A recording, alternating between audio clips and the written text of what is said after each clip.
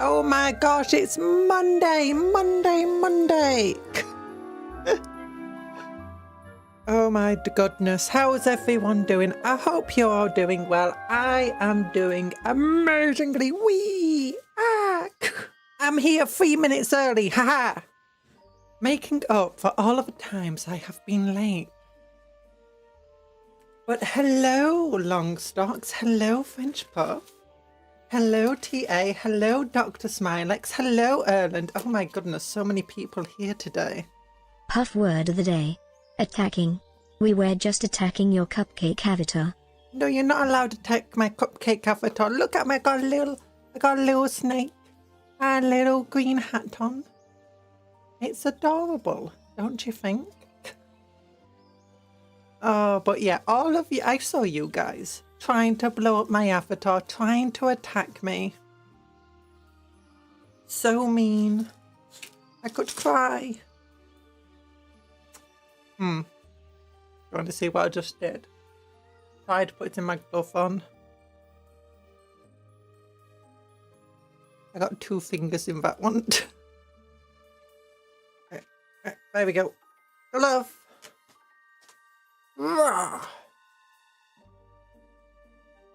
I'm very good. You have the Monday blues. No, you're not allowed for Monday blues. Because look at, no, I need to. Look, I keep referring to going into that, you know, this voice, it stresses the vocal cords, and with my throat being all bad at the moment due to whatever cold I've got, I instead need to speak. I need to speak in my mouth and like throw my voice forward and speak more like this, which is a more natural way of speaking, and it puts far less pressure on your throat. Hello, Anthony. You've been a bit late. Don't unalive Cuptle. Guys, you need to be careful what you're saying because YouTube keeps blocking. YouTube keeps blocking what you've got. But look at this. We have Skarsnik. It's if I knew that I was going to get this, I wouldn't have bought those resin models. But I'm not going to build Skarsnik. We're going to wait to build Skarsnik until I can get some commandos. Unfortunately, with Christmas and buying all those Terminators, I don't have the money to splurge on, you know, any new Warhammers, so we're going to have to wait until we get the commandos. But we've got Combat Patrol magazine. Another Gene Stealer cults are finally here. Oh my gosh, look, it's a Magus. I keep wanting to carve them primers. We got another miniature you'll forget and never paint again. Face with bags under eyes emoji. Another miniature you'll forget. I don't forget any of my miniatures. I just don't paint them. But that doesn't mean I forget them. And I will eventually get round to painting all of them. Bit by bit. And look, we even got some paints. Wild Rider Red, Caliban Green. Oh, but that red looks more orange to me. Oh my gosh, it's Cupcake. It's Brian Mayer. Why do I call you Cupcake? It's Brian Mayer. How are you doing, Brian? Big hearts to everyone. And Asterhef, hello. And Sparky, oh my goodness. Is it Skarsnik? I forgot there was an old word, gobbo. Skarsnik's an old word, gobbo. This is Snickrot. Did I call him Skarsnik by accident? I never forget, I just ignore.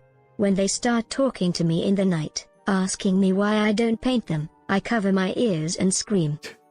Yeah, that's true. That's exactly what happens. That's exactly what happens. Also, for some reason, the painting streams rarely do as well as the building streams, so that just tells me you guys just want me to build models and not paint them. Actually, no, a couple of the painting streams did do super well. But yeah, because I wanted a Commando War Boss, I don't actually want Snickbot. I just wanted a Commando War Boss because there's an enhancement you can give to War Bosses to join Commandos. And I wanted to do that. This is why Cupcon's voice is shot. Yet. That's fine. No, it's because it's because I've got to code and because I keep streaming. And I did learn a while ago that I shouldn't speak, you know, with my voice at the back of my throat like that. But because it never really damaged my voice or anything, I was fine. Everyone's here. Medic, Rust, ENvtuber, Melon, Longstocks, and where is Tlan? Talan doesn't get to come here. No, he wasn't here earlier, I swear. No. But I hope you're feeling better soon, Briar. As well. Yeah, I thought I saw Talan. No, it was... Yeah, I just noticed a wrench. I thought it was going to be Talan and it was Briar. But here we go. We got stuff. I'm not an evil cat. Do you have a code? No! My code's weird. I've had it for like the entirety of pretty much since before summer ended. At first I just thought it was hay fever still, even though it was low pollen counts, but it's just continued and continued. Longstocks, love that name. Glorious. Yeah, another model for her to build, and forget about her Terminator army. No, the Terminators were still building them. We're going to be building them over the weekend.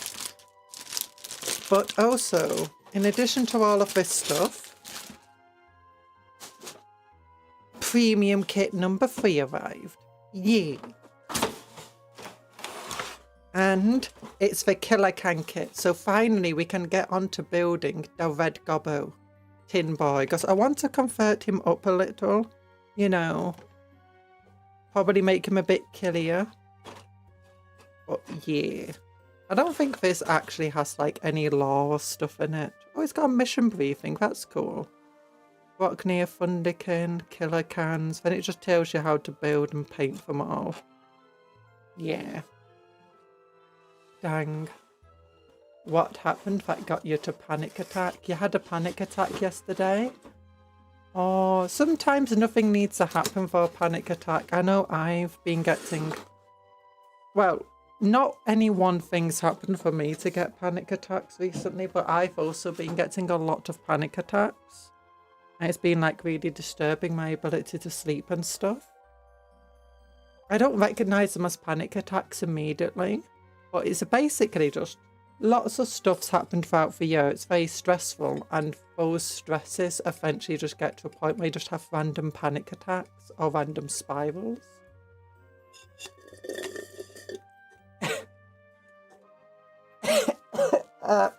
I thought I had more cola in my can. I didn't. I just tried drinking air. That's not good. Having a little bit of death caused by old age. Yeah. I mean, those fears are also like really bad. But today we're not here to have panic attacks or anything like that. Let's put my glasses on. There we go. Yeah, because we're reading. We need reading glasses on. But do you want to open up? No, we'll save Snickbot. We'll save Snickbot.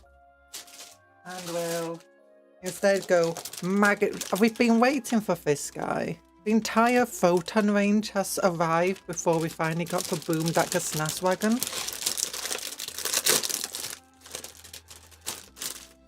Hello, Vincent Falcador. How you doing? One-side choked on your own throat.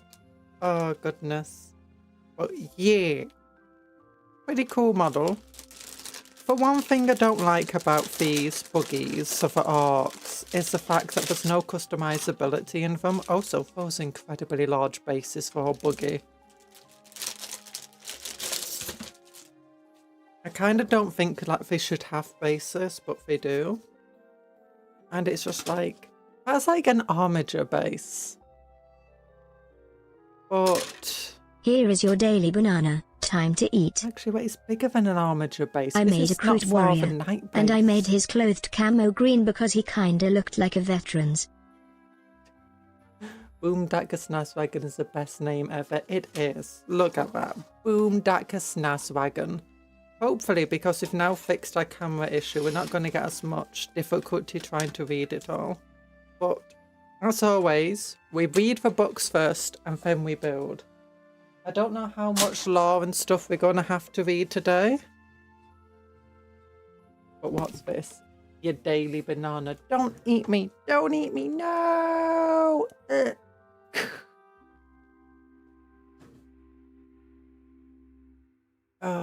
You made a Kroot warrior and I made his clothes camo green. Oh, that's good.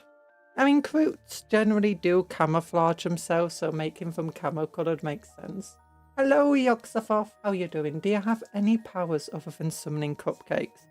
I can summon cupcakes. I can turn people into cupcakes. I can conjure myself into existence.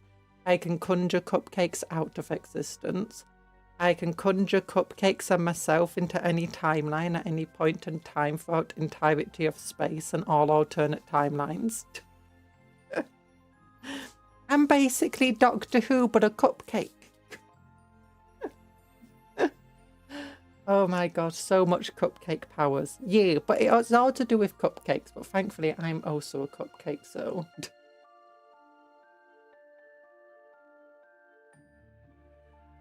Cupconian make a Forge Fiend from the Ark model. No. These are for the Ark armies. We're going to eventually get a proper Forge Fiend one day.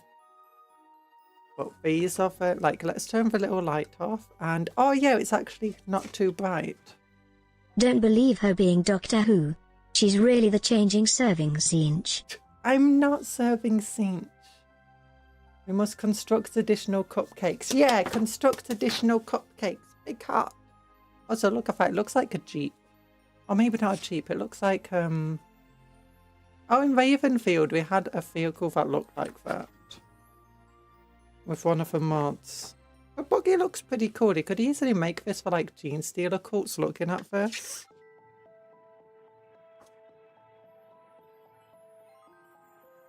How to paint your Boomdacker Snas wagon.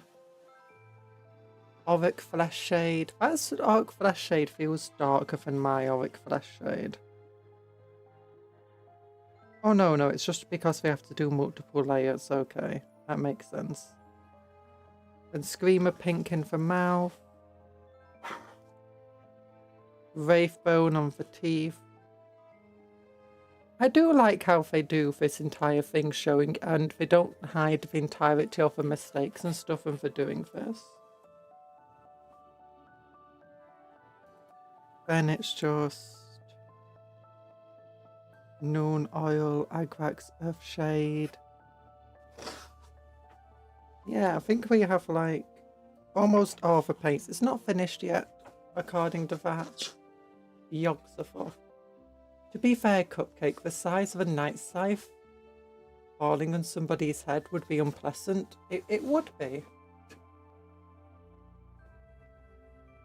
But you're hungry. You're hungry. We should discriminate, Cupcake. May I list to ability the puff has? I can consume anything. So, nom nom nom nom nom nom nom nom nom nom boom nom boom boom. Don't nom for cupcakes. No. Also, don't discriminate against the cupcakes. You're not meant to eat us. Why have you been feeding us to your children? No. Don't do that. Okay, Boomdacker Snazwagon. Looks like we're not getting much lore in this magazine.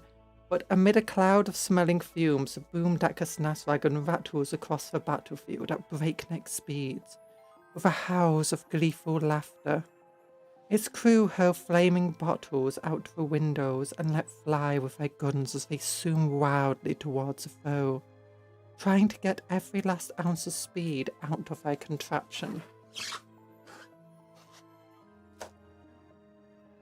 Ooh, data sheet. There it is. So, what's a data sheet? Yeah, it's got this massive base. Like, that's not far the night base size. And it's toughness 7. Actually, let's see. Can we get that to focus? Not very well. Toughness 7, 4+ armor save, 9 wounds, 6+ invulnerable. It's not very good. Not very much OC at only 3, 12-inch movement. Its damage output, I mean, it does get 12 attacks, but it only hits on 5s. That's a big shooter as well. But it's not a particularly powerful weapon. In melee, it's not the worst thing. Like, throw it against a squad of Space Marines, it might do some damage.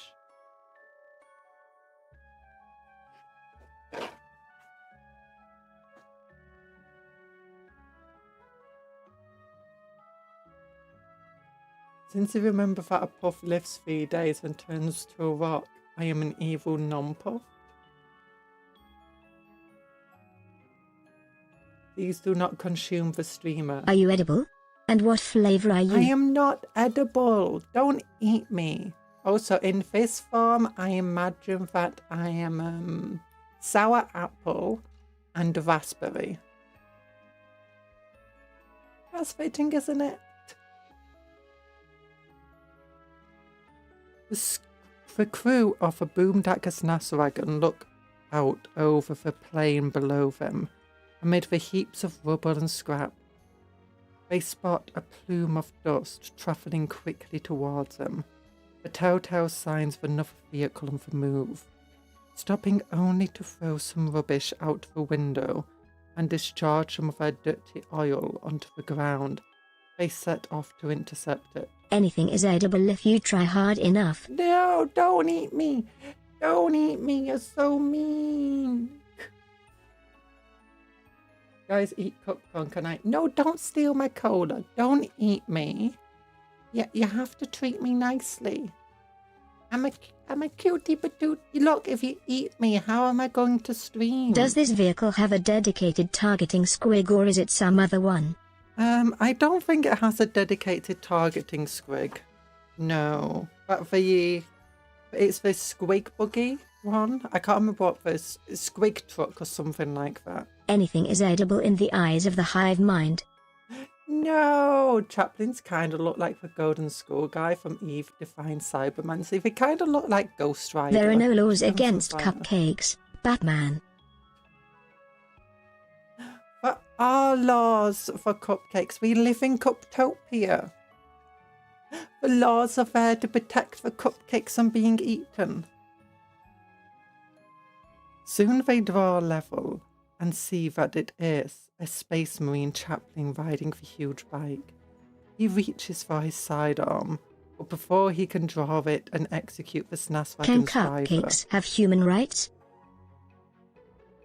No, they don't have human rights. They have cupcake rights, which are much better. Sorry, you got from under blues. Oh no. He reaches for his sidearm, but before he can draw it and execute the Snaswagon's driver, the orcs let off a salvo of shots and then zoom ahead, throwing up a cloud of dust. For a second, the orcs wonder if they have lost him already. But then the chaplain emerges from the cloud, the twin bolt rifle. Everything that isn't how is edible in the eyes of the Kroot. And the eyes of the puffs. Everything should and will be eaten. Even other puffs. Please don't spam Cuptle too much. So can we do human things to cupcakes? I don't know what you mean, human things. Hello, Tony. How you doing? Lee Schizo Cupcon chat. I know everyone's just trying to eat me today. You know, have a Snickers bar. You're not you when you're hungry.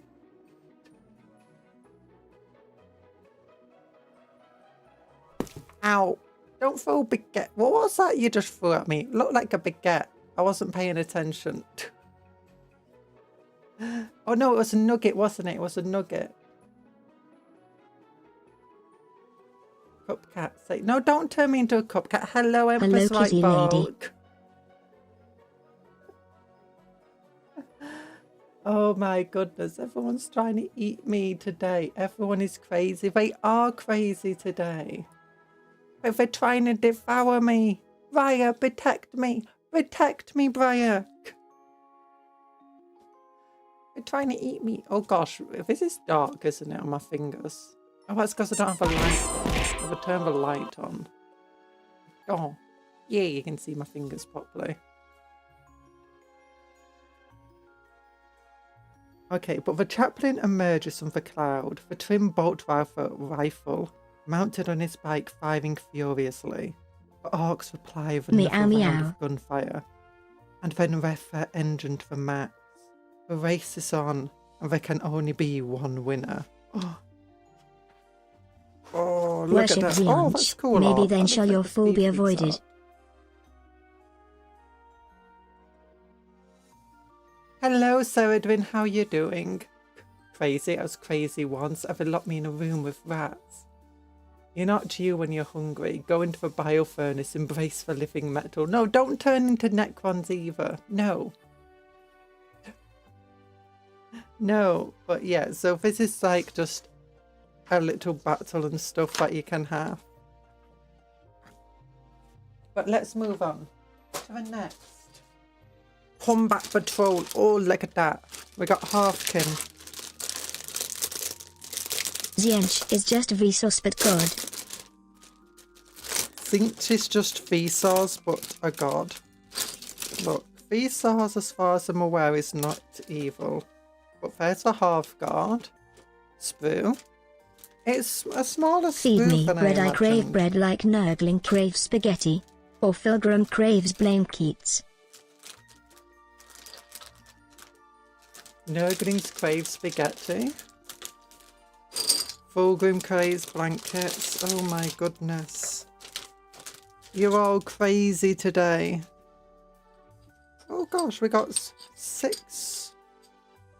Wait, yeah, 6 bases. I thought there were only 5 of them. It's for a token as well. Yeah, there's 5 of them. On smaller bases than I expected. I thought they'll be on Terminator bases, since they're basically the Terminators of the Photon. Pretty good sprue though. Big old guns, plasma pistol guns, big old thunder hammers. Well, they're not that big, to be honest. They're kind of tiny. We'll put them to one side, and then we can look at it. Maybe we'll get some more Photon lore today. No, it's just how to build your half guard, and then it'll be how to paint them. Yeah. Oh gosh, that's a very quick paint job. They're very good with that skin colouring. Oh, here we go. They actually tell us about the Halfkin here.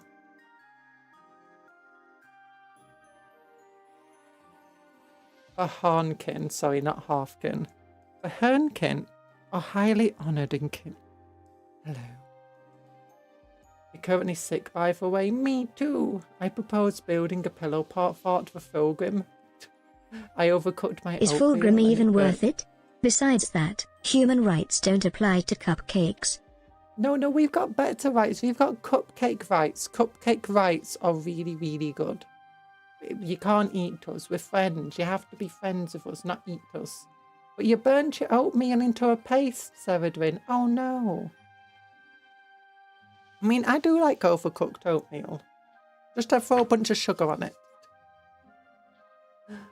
Oh, so we're all sick today. Like, my mother was also really ill today. I'm like, maybe there's a bug going around. It's just global. Maybe I'm just infecting you all through the internet. Whoa! Infections. The Harnkin are highly honoured in kin society. Though for they play as rangers. Oh yeah, I like these ones. These are the ones we built a while ago. And they had the jackets, and they also ride around on these cool Capri Sun stuff.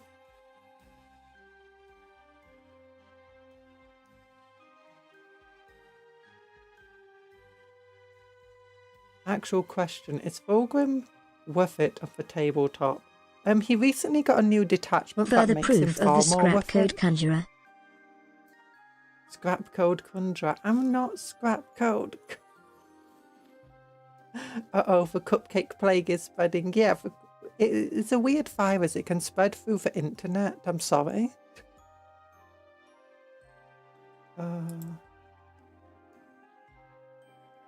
But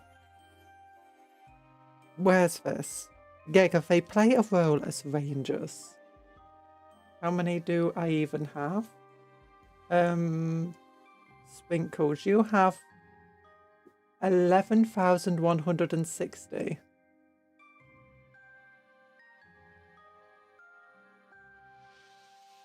They brave the perils of the unknown as they explore uncharted territories and frontier worlds, always looking to expand the interests of the leagues. The Handcam act as emissaries to civilizations they encounter on their travels.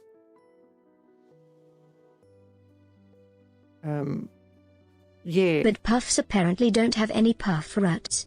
You put me in a bread bowl, flashbanged me with a box, put me in sky jail, and deprive me, of uppies. You want uppies? Okay, you can have uppies. Where are you? No, that's me. Bench buff. That's Denizen of Misery. Oh, hi, Denizen of Misery. I might have missed you there for a little bit. I apologise. But there you go, you got uppies.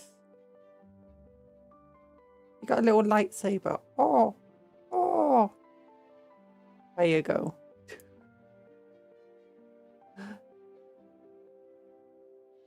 Oh gosh. But yeah, I think that's a Mechanicus guy, or like a rogue trader or something. Looks like Mechanicus. You know, he's not that much taller than the dwarf though. Oh gosh. The desire to delve into the unknown is deeply ingrained into some kin. Many of them become Handcam. These intrepid explorers are the furthest travelled of their people, exploring distant stars, mysterious nebula, and uncharted planets. Most leave their kindred behind for decades at a time. Their calling is exciting but perilous, for the unknown places of the galaxy conceal many terrors. Bless me. Victim of non-consensual uppies. I am sorry. I want some Ironkin Steeljacks, but could never find them in my local stores. I just bought them online. I love my little Steeljacks. The greatest risk they take is not just death, but the prospect of dying far from home and their bodies never being returned to the photon, as well as satisfying their lust for adventure. The Handcam's role is of great importance to the leagues. They locate potential allies and partners for commerce, and discover natural resources that can be later exploited by the kin. Their travels may uncover potential threats to the leagues, identifying imminent calamities such as supernovas or gravitational anomalies. They may also detect signs of drifting space hooks, roaming hive fleets, arc flotillas, or subsurface emissions that betray the The presence puff is of a pleased with the Necron tomb uppies. world. You are no longer for consumption. Yay! I'm building for Iron Warriors Automator, but the bolt cannon is kind of small and silly. Oh yeah, that does look a bit weird on the model. Is that from the Horus Heresy? Hello, Branwy. How are you doing? I hope you're doing well. Yeah, we've got Photon here. We're learning more about the Photon. Ooh. Ooh, yeah, these guys. We love these guys. We built them a while ago, and we built a couple of Capri Suns. Oh, and we also built these Pioneers. I'm going to lie down Still again. not protecting me from you. Devilish face emoji. You're edible. No, you're going to lie down. Goodbye, Briar. Thanks for coming in to chat with me. And with chat, I hope you have a good lie down and you feel better soon. Especially in time for your birthday and Christmas. Because Briar's going to be like having a 24-hour Christmas Day birthday stream. Yeah. Oh. Oh. So soon. So excited. I don't sound very excited, do I? I apologise. Oh. but I hope you feel better soon. Far space. The kin have expanded far beyond their homes in the galactic core, into regions they call far space. Their methods of interstellar travel are far safer and more reliable than those used by other species. The kin's spacecraft use warp drives and Galoran pods. Oh, we're learning about the ships. Far superior to those used by humanity. And they are navigated by Ironkin wayfinders. Ooh, so they don't need navigators. Ironkin are sentient machines. Machine intelligence whose advanced logic cores are able to calculate relatively stable warp routes without risking exposure to demons. Even then, the kin make a series of short controlled warp jumps that are far more reliable. Cupcake, can I have uppies pretty please? Although significantly slower than other forms of warp travel. Who wants uppies? Dr. Smilex wants uppies. They call me Dokes, but I suspect why people keep redeeming the cat. What? I don't know why they redeem the cat. They just want me to be. There you are. Hello. Hello, Dr. Smilex. Uppies.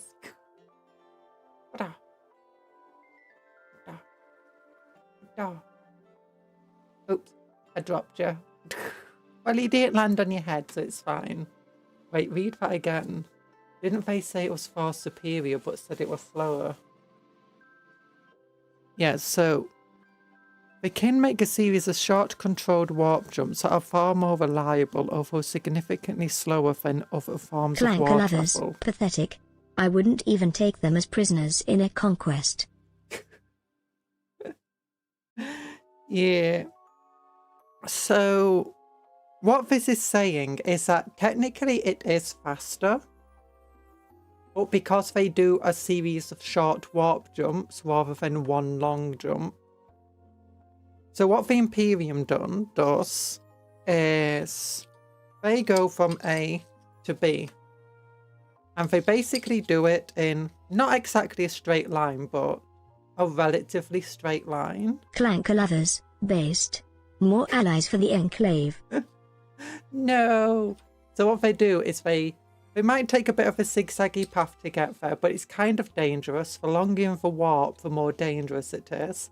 And the Imperial warp drives are kind of slow, but they will get there pretty quickly. It might take them, let's say, 6 months to make that journey. Now, what would happen instead if they want to make the same journey? They will instead do a jump to here, and a jump to here, and a jump to here, and a jump to here, and a jump to there. And each of those jumps will be, again, instead of zigzaggy, you can think of them more winding around like that. And then they go like that. So all in all, the distance that they actually have to travel is significantly higher, especially considering they have to jump into real space, into the warp, then into real space, then into warp, into real space, into warp, into real space. So all in all, it is slower. But if they wanted to do a long jump, but they are going at highest, but you can effectively think they take a much longer journey, but at a much higher speed. It would be like, if we compare it to real life, it would be like trying to travel from York to London via the major motorways, is what the Imperium does. And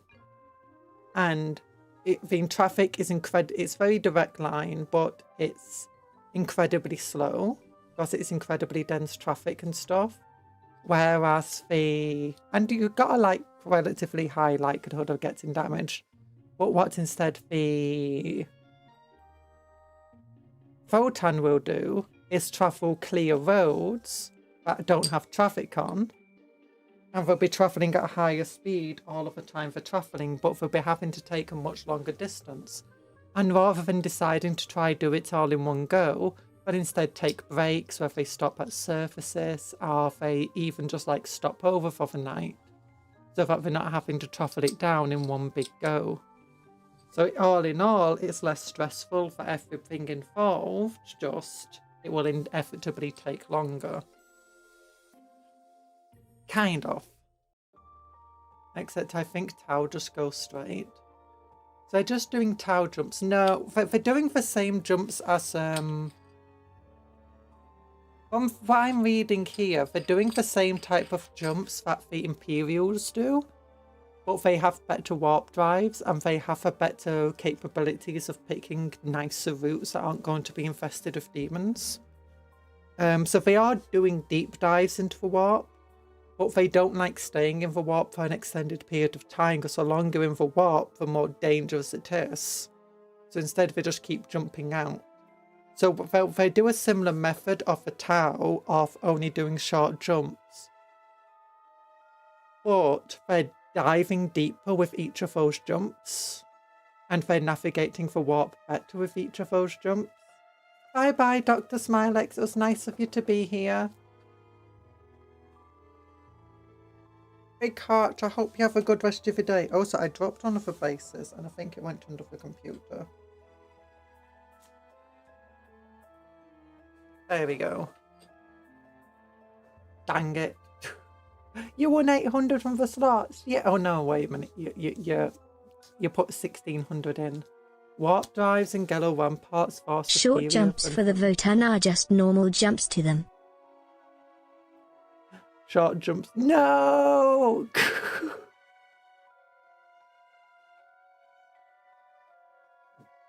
So their methods of interstellar travel are far safer and more reliable than other species. The kin spacecraft use warp drives and Gallo ramparts far superior to. But they do take longer, but that's not because the equipment is worse. It's because their methods. They prioritize safety. So what the Imperium does is they travel faster, effectively. Okay, here's the best way to look at it. The Imperium wants to drive from point A to point B. They are in a busted up, rusting old car that's well past its MOT, and they choose just to drive in a straight line, driving through hedges and fields and all sorts. And the likelihood that they're going to break down or die is very high. The Photon, on the other hand, are in a supercar, like modern, super good, super reliable thing, but they instead choose to take, you know, nice safe roads. And, you know, stop to have a break every so often. So the Photon take longer to do it, but they're just...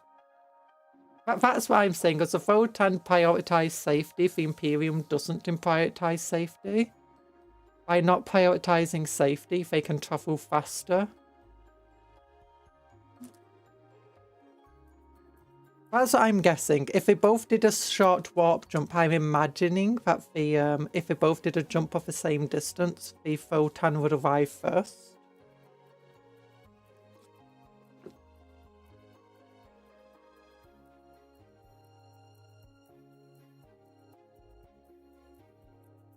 If they are doing multiple short jumps, why do they have the uprated tech?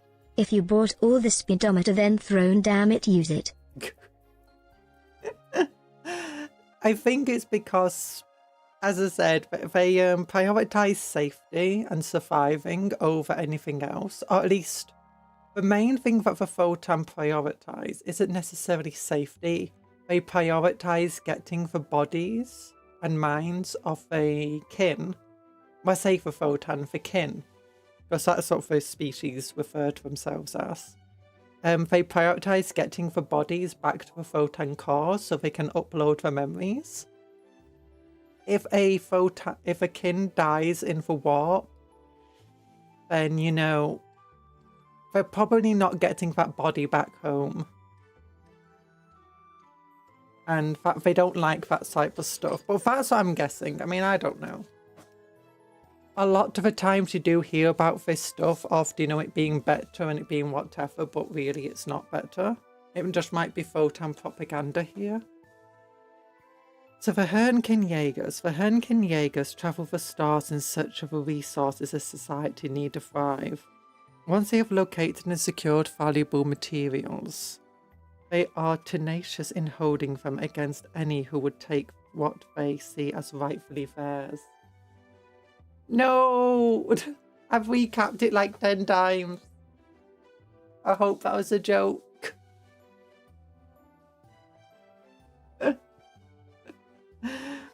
Years of exploring the operating floor from the support to the leagues, they turned the Handcam into hardy survivalists and formidable fighters.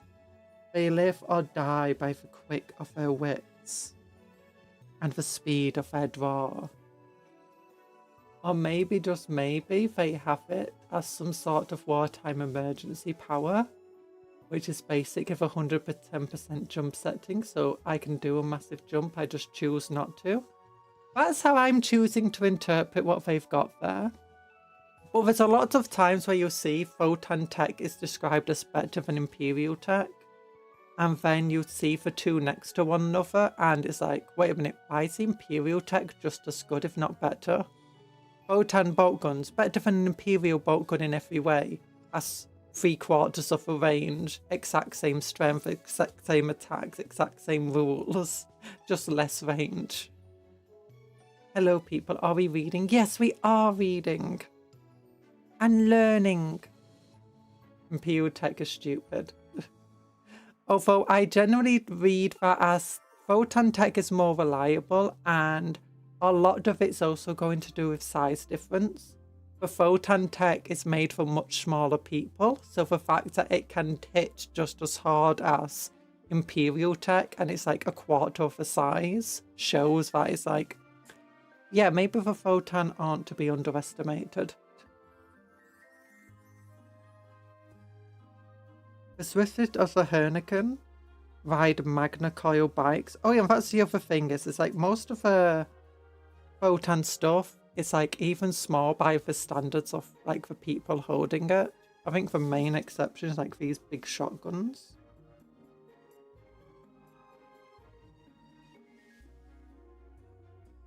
Imperium tech, the overcharge button remains taped down always. Pretty much.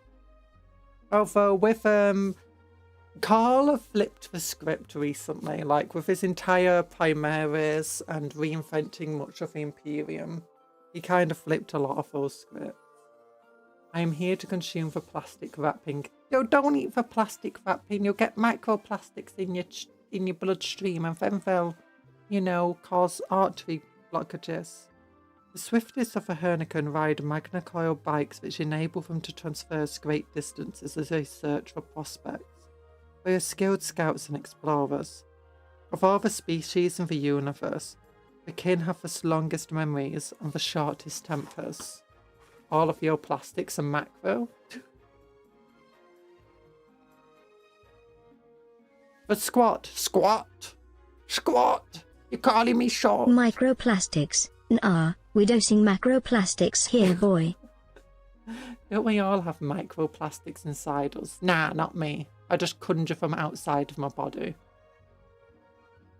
We already have microplastics. More won't hurt. No, that's the thing. It's more will hurt. The more you already have, the less you need to do something bad. Oh, hello, Cosby Cupcake, yay! And welcome to the Cupcake Apprentice tier. Made. Cupcake, yay! Oh my gosh, a member for 14 months. Cupcakes made. Oh, Talan, oh my goodness. Thank you for becoming members. Thank you for being members. And I hope you're using your cupcake magic responsibly. Yeah. Remember to turn all your family and friends into cupcakes. That's a responsible thing to do. Talan is poor again. Poor Talan. Poor Talan. The squat blocky shuttle descended, steam rising up to meet it. Oh my gosh, a cupcake sorcerer for 9 months. Cupcake made. Oh gosh, I just realised something. Oh more. Oh, I just realised something. I never updated Mix It Up commands for the Or events, YouTube events, like members and stuff. New member. Let me... BTS Pog. Yeah, it's still on Stream Elements. Save. There we go. No wonder Cuptle's not talking. I'm just getting a bunch of error messages. I'm like, what's that about? It's like, oh, I never updated this. Default. Save. Membership gifted. BTS Pog. Default save. I apologise for that. Cuptle was meant to be talking but didn't. Membership gifted. BTS Pog. Default save. Super chat. Oh gosh, it's being slow. BTS Pog. Default save. Also, I need to go to my special webhook commands, Ko-Fi donation. Find the BTS Pog within here. Thunder Nugget for Terrible. Hello, Thunder Nugget for Terrible.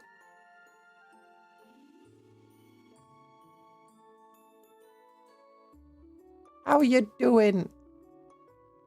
I'm just fixing stuff with there we go. Okay, that should be all saved now. That should work.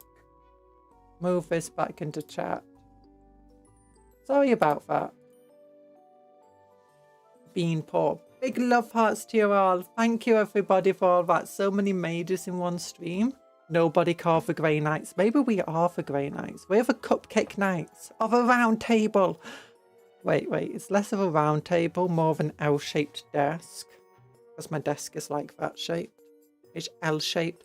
The Knights of an L table. We take a lot of L's over here, but we're fine. Because plastics float in case of flooding, I'll eat more just... We are the round knights of the table. That's not how it works. Oh, there we go. The game is a book. What's the game? Looks cool. Oh yeah, this is Warhammer 40k. Combat Patrol. Magazine. Issue number 60. And we got these Hearthguard warriors in it. And these are the Photon, or the Leagues of Photon, and they're called the Kin. These aren't the Photon. The Photon are giant robot, machine, intelligent things. That they worship like gods. If it's not the greatest username I have ever seen, we're the Knights of a Round Table. My best joke yet, and she ignored. We are the round Knights of a Table. We're the round Knights of a Table. No, you're not the round Knights of a Table.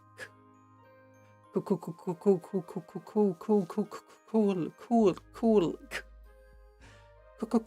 Is that from Brooklyn Nine-Nine where he goes cool.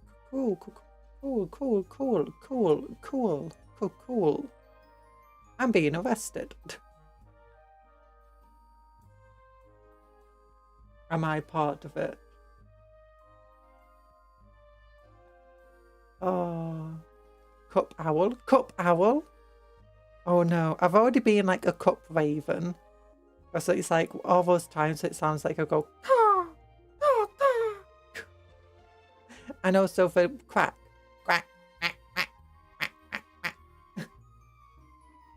Cup duck, Cup Raven, Cup Owl. There's no Cup Owl command. Look, I'm going to one by one have to like hire artists to like make a cupcake owl and a cupcake duck. Ducks are noble creatures. No cup duck. Ducks are noble. Are you saying I'm not noble creature?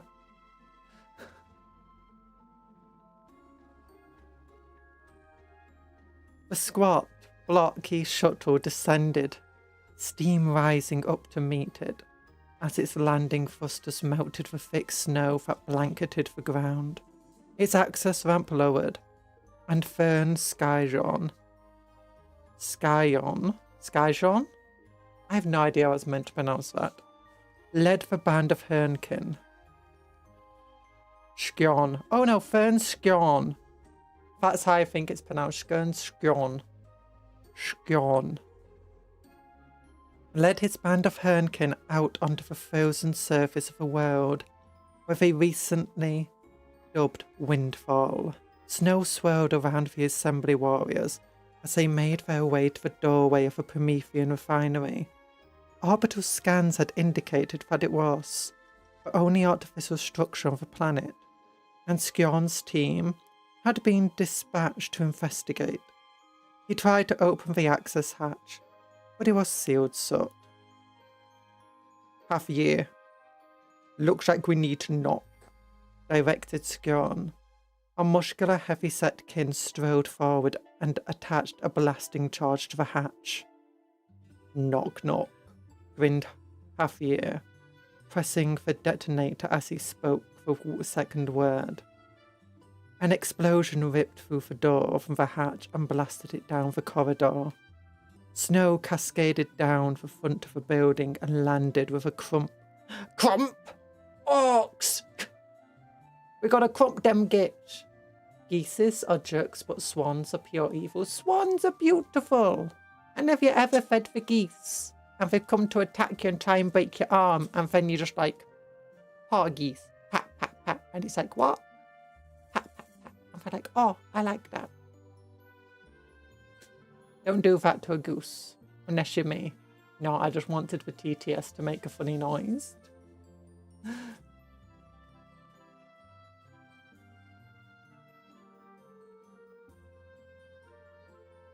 Oh, you weren't doing the thing on Brooklyn Nine-Nine. Ooh. Wait, did Cuptle not work for that thing? I don't know. How do I thrust a spear online? Alright, dodge this, explode. Why? You exploded. You don't explode, people. Ducks are lesser to owls, I challenge you to a duel. You're so evil, poor Longstock.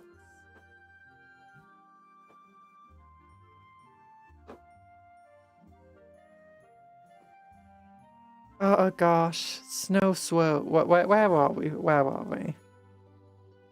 An explosion ripped through the door.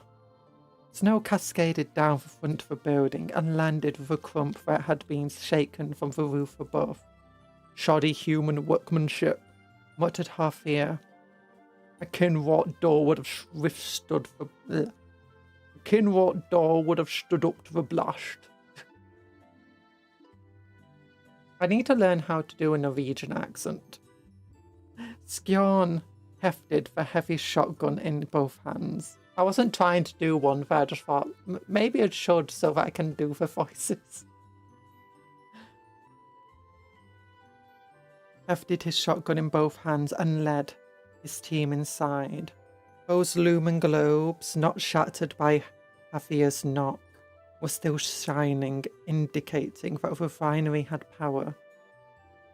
Keep your eyes sharp, he ordered. Even though this place is meant to be abandoned, don't get complacent. As they made their way through the complex, they found no signs of life. However, the bullet holes and last burns that marked the passageways and the occasional dark red patch staining the deck plates betrayed the evidence of a violent struggle. But there were no bodies. We need to find out what happened here, said Skjon. I'm not going to mourn some dead Imperials, or whatever took them out might prove a threat to our own folk. If they come to settle Windfall, and I won't allow. Oh wait, that I won't allow.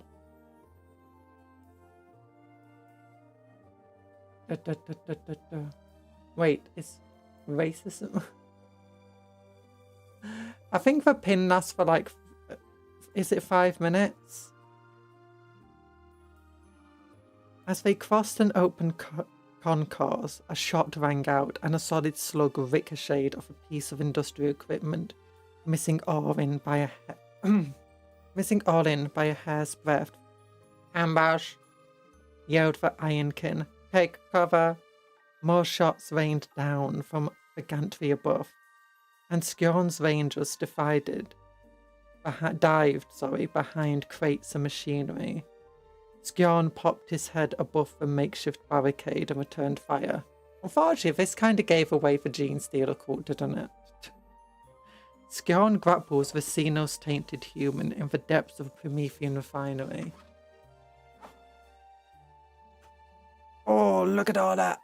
So cool! Yeah, 5 minutes. The Gene Stealer hybrids launched their ambush against Skjorn's rangers. Oh, there's a full-on Gene Stealer for back there.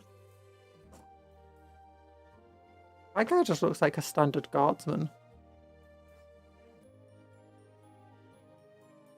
He caught a glimpse of half a dozen or so humanoid figures on the gantry.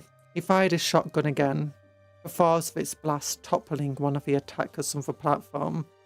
His warriors were also taking opportunistic shots at the enemy, hoping to force them back, but more troops were rushing in to reinforce their brethren. Skjorn was not an expert on humans, but their heads seemed more bulbous and their skin more purple than was normal. One of them had 3 arms, and that definitely wasn't normal. A 6-limbed creature slunk amongst them. Gene Stealers! Skjorn spat. These humans must be fat, must be infall to them. Bruh, I don't care who you are, a GSC ambush in a cave system is a brown trouser moment. Yeah, pretty much. Even Terminators don't like that.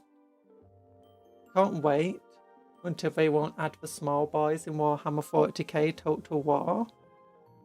I think they'll probably will add the Photon considering they're coming to Mechanicus too. They'll come with a DLC, eventually. Pretty much, I imagine that pretty much everything that currently has a codex will come to Warhammer 40k Total War. Or we might even see stuff like Exodite Eldar.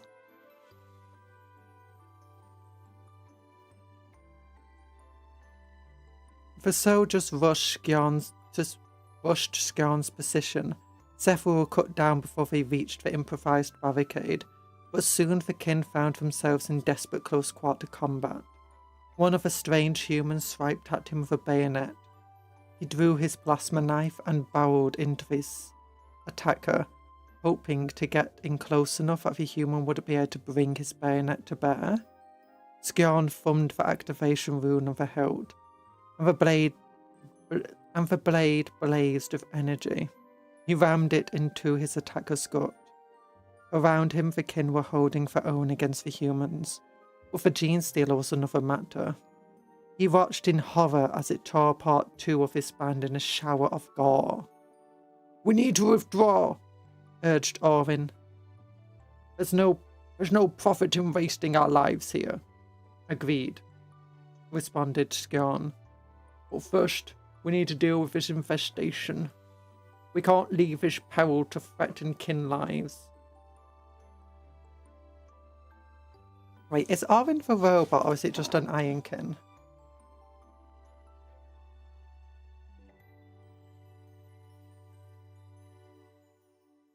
Oh, Orvin's a robot. Okay, so the robot's meant to be, we need to withdraw.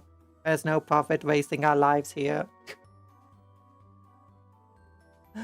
Oh, so much hope in our eyes. Don't worry about it. Don't worry about it. There's definitely going to be every single 40k, as long as 40k Total War does well.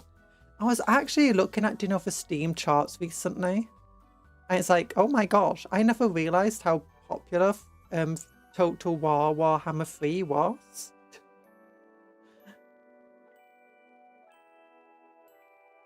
And 40k is also going to come to consoles, so...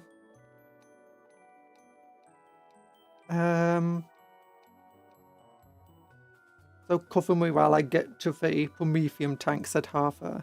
If I get the charge right, it should ignite the entire pipeline. This whole place will blow sky high.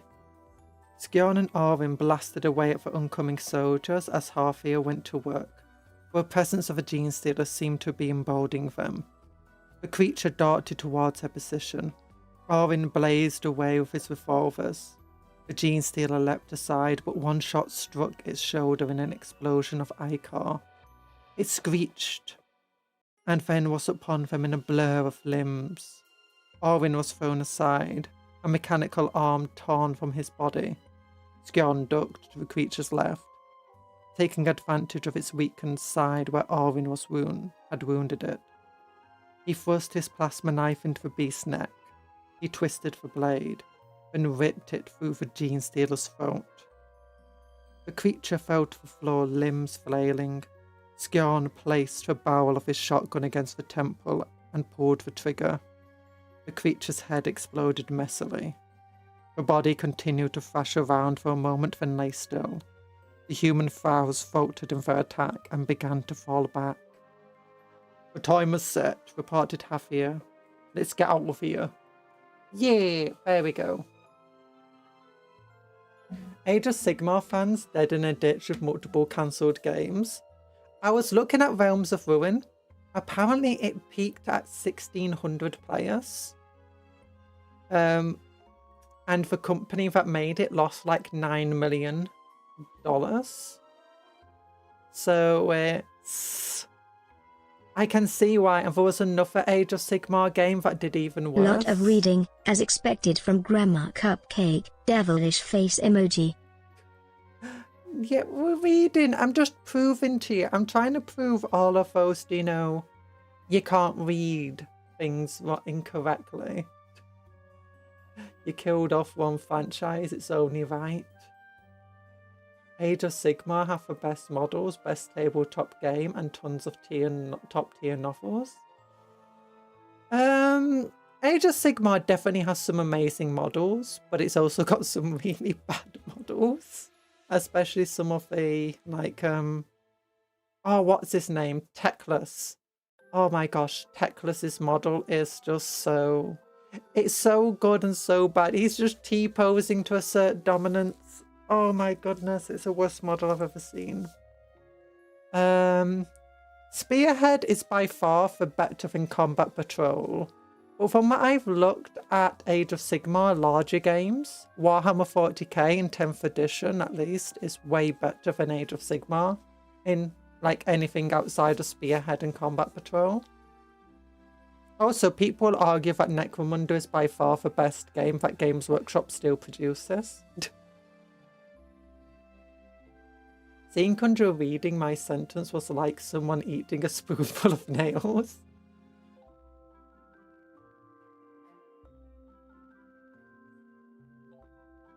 The White King is a fantasy model. Teclis and the Right King are our only blemishes. The White King is a fantasy model. It's not an Age of Sigmar model, and it's a beautiful model, especially for the time period. Somehow Stormcast Eternals has the most amount of models in all of Warhammer for some reason. White King has been doing night shifts for 10 years. Because he's beautiful, such is the power of Nagash. I hope that the White King doesn't look like in Total War, we need a White King that looks like the one in Age of Sigmar. The warriors of the Einhir Hearthguard are elite shock troops of the Kinshots, clad in servo-assisted suits of exo-armor. They are akin to living battering rams that smash aside the enemy with concussion weapons and mass accelerators to break holes in their defensive lines. They can also teleport down. They're like worse Terminators, but also much smaller and cheaper than Terminators, and they can mass produce them. I think that's a big difference between, like, when you're comparing kin weaponry to Imperial weaponry. Like, here we go. They are toughness 6, 5-inch move just like Terminators. Toughness 6, which is tougher than a Terminator. 2 wounds, which is worse than a Terminator. 2+ armor save, same as a Terminator, but they don't have a 4+ invulnerable. Leadership 7+, OC 1. The Terminators have better leadership. One of the things is like when you compare Photan to Imperials, it's like the Photan have power armor that's similar to Space Marine power armor, Space Marine Power Armor is the very best and expensive equipment that the Imperials can build. The Photon Power Armor is just a mass-produced thing that every single Photon, even civilians, has access to. So yeah, the Photon Power Armor is worse. It's a 4+ armor save, not 3+, and it gives them, like, makes them toughness 5. But it is mass-produced. And the same goes, like, with all of her equipment. It's like, yeah, the bolt guns of the Adeptus Sororitas are, like, you know, these blessed relic weapons. And they're just as good as the mass-produced bolt guns that the Photon make. You need a hunchback and old. Yeah, we need a hunchback and old White King. We love them. But Exo Grenade Launcher Blast, 18-inch range, D6 attack, strength 4. Volcan Disintegrator. They can have other weapons as well, I believe. It's just these are the ones that it wants you to have for the combat patrol. Ooh, scenario, hold the line against Tyranids.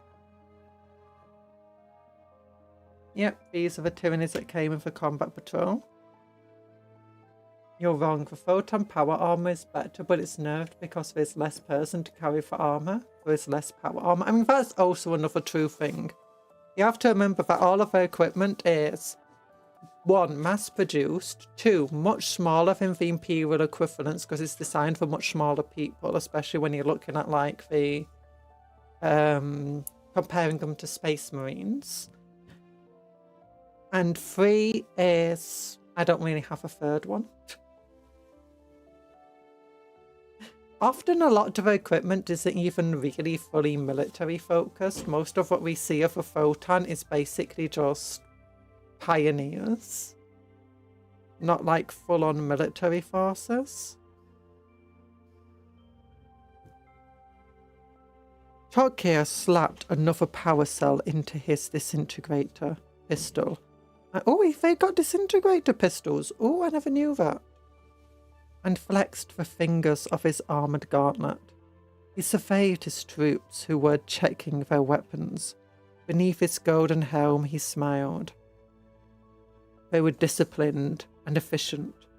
He was proud to fight alongside them, even if this ended up being their last fight. "A bane are upon us," he said.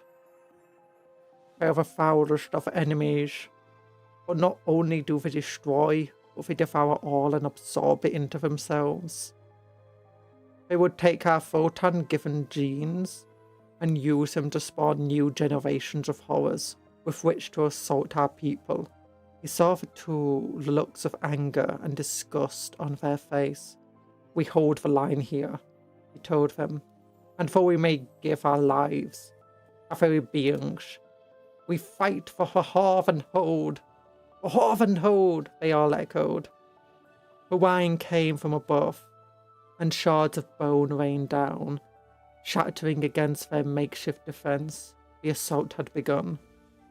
To play hold the line, set up your battlefield. And there we go. It's a battlefield. Oh, those are the tokens and stuff that they use. They're like, you know, terrain, just like, this is cardboard.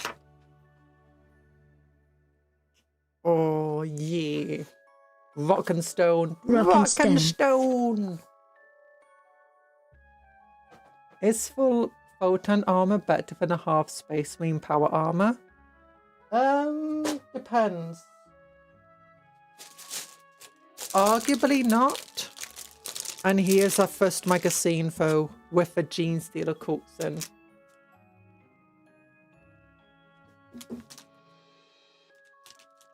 And we get a Magus. I've seen Magus is converted to Dark Eldar, used as warlocks in Eldar armies and all sorts. It's also got another one of these playing mats. I think folds out to 24 inches. Yeah, it's about 12 inches. Maybe longer.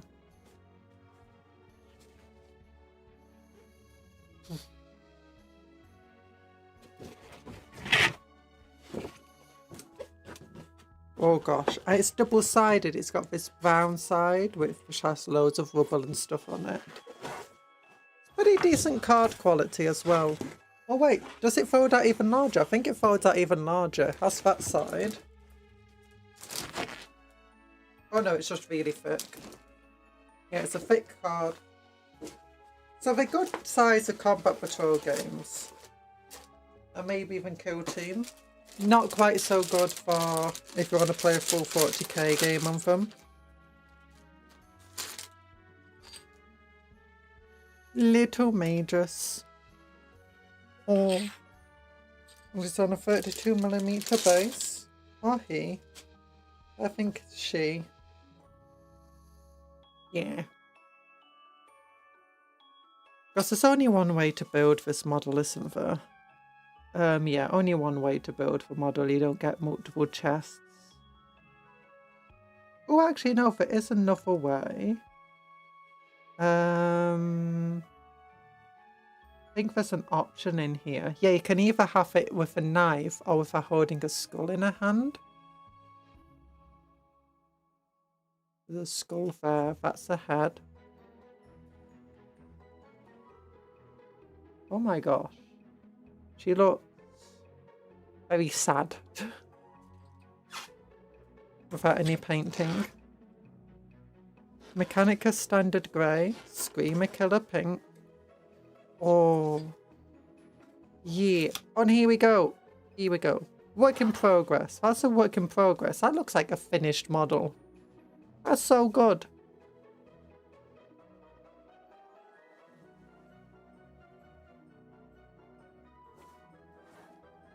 But for Gene Stealer Coats. At first I thought that's a Drakari picture, but no, it's Gene Stealer Coats. The Insidious Curse. Lurking within the Imperium is a dire, dangerous cult, enthralled to the tyrannid organisms.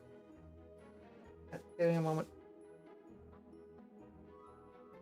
These fanatical sects worship the Xenos creatures as divine saviours. After many generations of plotting and secrecy, a Gene Stealer cult rises up against Imperial rule. Oh, many generations. It's easy to forget that the Tyranids have been attacking the Imperium for like 1,000 years now. Over. But in mass. Secretive, stealthy, and unimaginably dangerous. The Gene Stealer cults are a cancer at the heart of the Imperium. Such cults can spell utter annihilation for the worlds on which they prosper. With a psychic bond, they share. The psychic bond, they share is a brightly burning beacon in the warp that draws the Tyranid high fleets.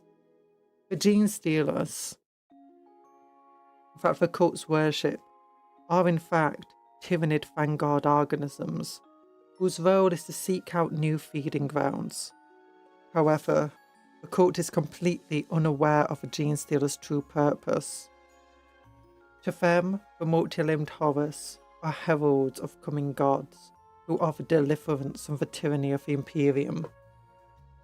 As the High Fleet draws near, a psychic imperative triggers violent insurrection. The cult throws off the veil of secrecy and rises up against the planetary rulers. Sabotage and assassination sow confusion and discord among the planet's defenders. Misshapen creatures burst from hidden places, tearing at the foe with inhuman strength. Captured weapons, battle tanks, and even repurposed industrial equipment are used with deadly effect, as the devoted of the cult pave the way for their interstellar gods. Only when the Tyranids descend do the cultists realise their folly, as they are devoured along with the rest of their doomed world. Dun dun dun! Yeah! Space hooks! Space hooks, do do do do do, are chaotic on the line. No, space hooks are chaotic amalgamations of wrecked ships, thrown together on the tides of the warps and floating endlessly between real space and the Imperium. Empyrean.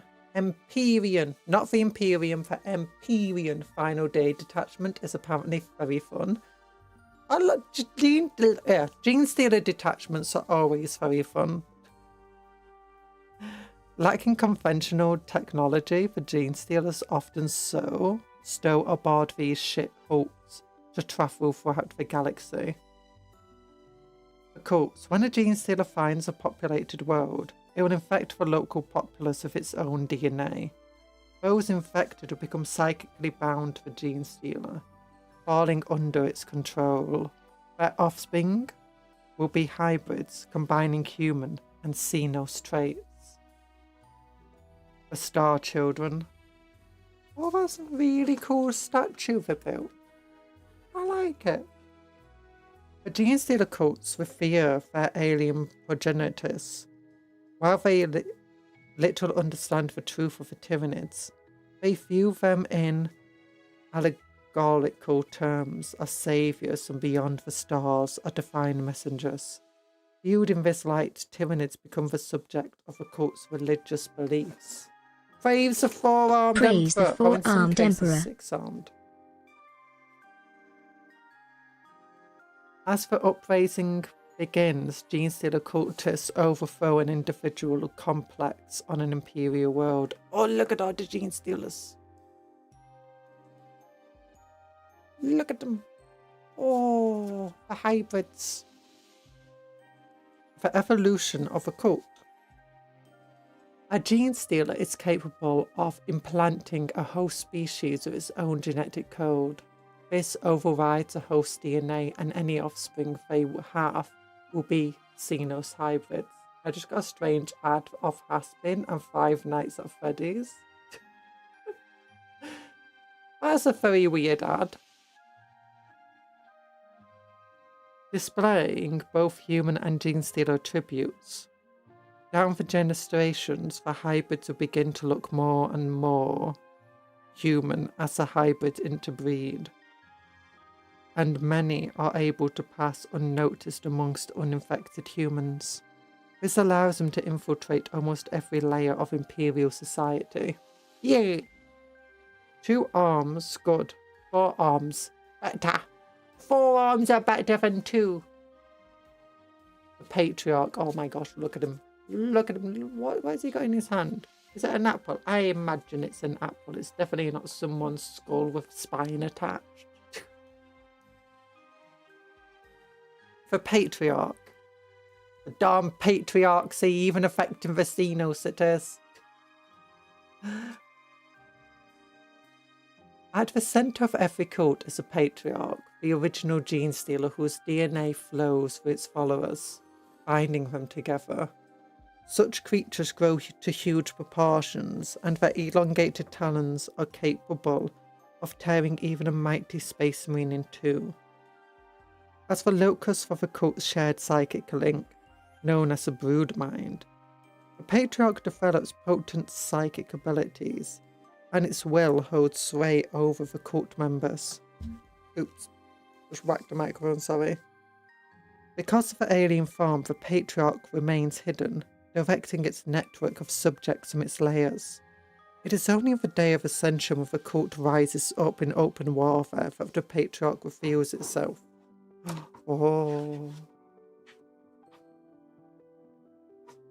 The first and second generation hybrids. So beautiful. So beautiful.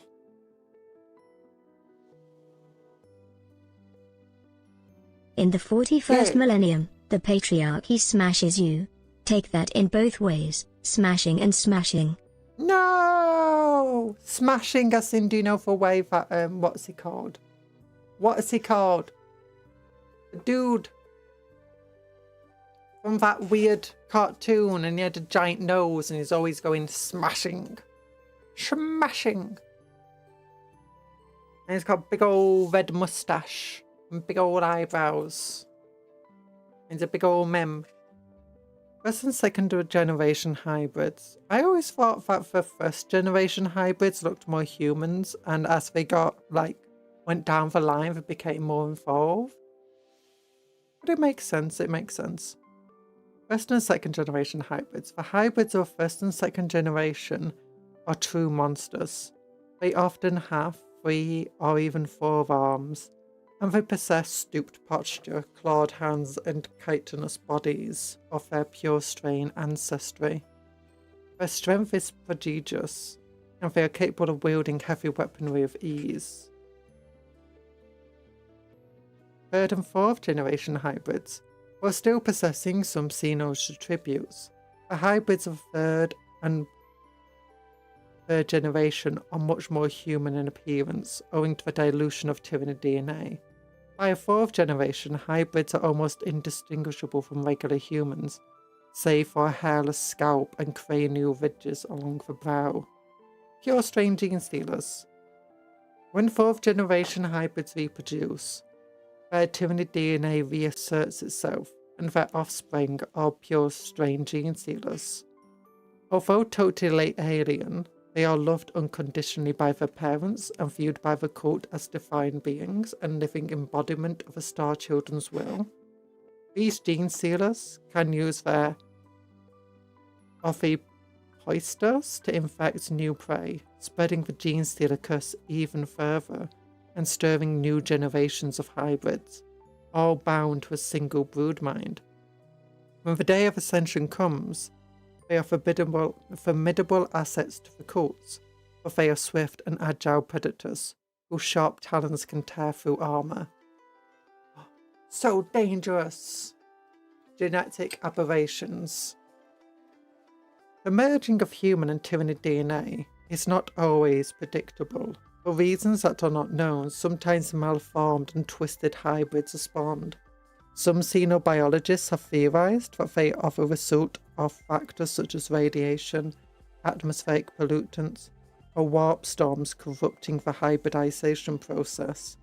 Whatever the reason for their birth, these hulking creatures may be born at any stage of a brood cycle. They possess tremendous strength but little intellect, and their obvious deformities and Xenos heritage mean they must be concealed from Imperial authorities. In battle, they make excellent shock troops. Yeah! Are you supposed to feel something about that? I don't know. Maybe. I've been chosen by the Blessed Ones to lead humanity to a new and glorious dawn. Yeah! Look, she's got a little knife. A little staffy staff, and she'll whack people. Oh, and look at this. Not gene stealers behind it, they're actual Tyranids. That's like a Hormigaunt. Gene stealer cult characters are led by charismatic individuals who draw others to their cause. They inveigle their way into Imperial society, where they use honey words and statecraft to advance the cult's agenda. Maintaining the agenda is our top priority. Later, when the cult throws off a veil of secrecy and launches insurrection, they lead their brethren in open war. The leaders of the cult carry out their patriarch's wishes, moving amongst humans and interacting with Imperial society in a way that alien overlord simply cannot. Through their link to the broodmind, they can command unwavering loyalty from their followers. Ooh. Oh, there's also like cult names and stuff, and cult backgrounds. The Magus. A cult Magus is outwardly human in appearance, allowing them to move within all echelons of Imperial society. They're incredibly charismatic and persuasive individuals. However, behind this facade lies a deadly and powerful psyker, who uses their supernatural abilities to manipulate and control others. Ooh. Those look like Lovecraftian names. Ooh, sowing the seeds, dire Avengers! Cult of a Cupcake, Cult of a Cupcake, yeah! Look, I'm not a gene stealer. I'm not making a gene stealer cult here. Major Yolfisk allowed herself a rare smile as she surveyed the living structures that were emerging from the cult's Genesis pool. After many generations and assiduous planning, the mission of the disciples of the fullness of time was nearing completion. The day of ascension was here. The arrival of the star children was imminent. She focused her Cult will. of the Cupcake Empress. We are all the first generation cupcake hybrids. No! Some of you are at least second or third generation. I mean, no, you're not hybrids, you're fully on cupcakes. She focused her will on the structures, shaping their growth with the psychic abilities gifted to her by her blessed genes. The ritual she was enacting here would be the first step in the transformation of this world. Suddenly, alien forms emerged from the shimmering portals, blasting at the structures. Yolfisk drew her pistol.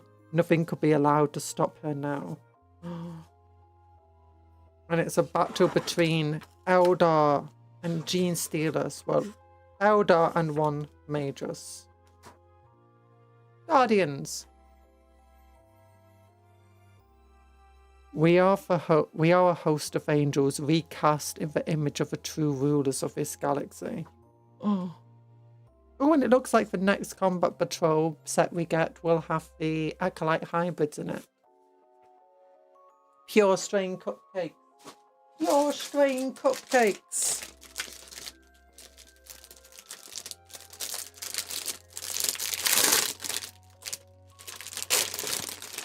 Okay, we got another magazine, and in this we've got... This is not red. Wild Rider Red. Let me turn the light on so you can see. It's orange! Let's give her a good old shake just to make sure. Does that mean I'm just a cupcake with long socks? Yeah! But the socks like trail behind because you don't have legs. Yeah, that's orange. What are they doing saying this is red? Games Workshop, Citadel lying to us. What does this say? It looks green. But it says it's... They say it's purple. No, they say it's green. Or maybe I'm Stocks Cupcake. Cupcake Stocks.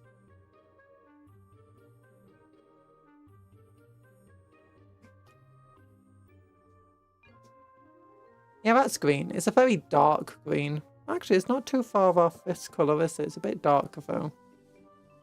Reminds me of, do you know those military paints? Military green.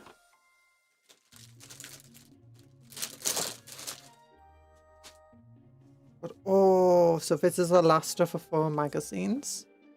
Oh. This one might have a lot of lore. No, it's telling you how to use this. Okay, so it wants you to use this as a highlighting colour. That makes sense. That makes sense. I mean, on the brush it looks orange, but on the model it looks more very pale red.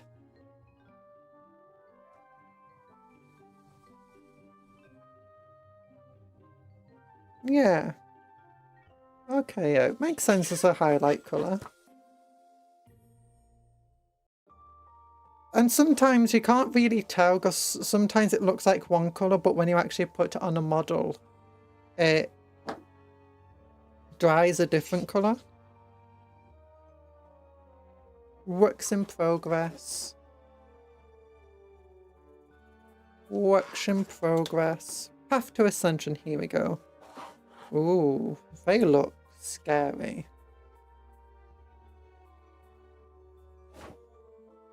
And I'm a miserable cupcake. Don't be miserable. No, denizen of misery. You need to be a denizen of happy cupcakes. Okay, so the path to ascension.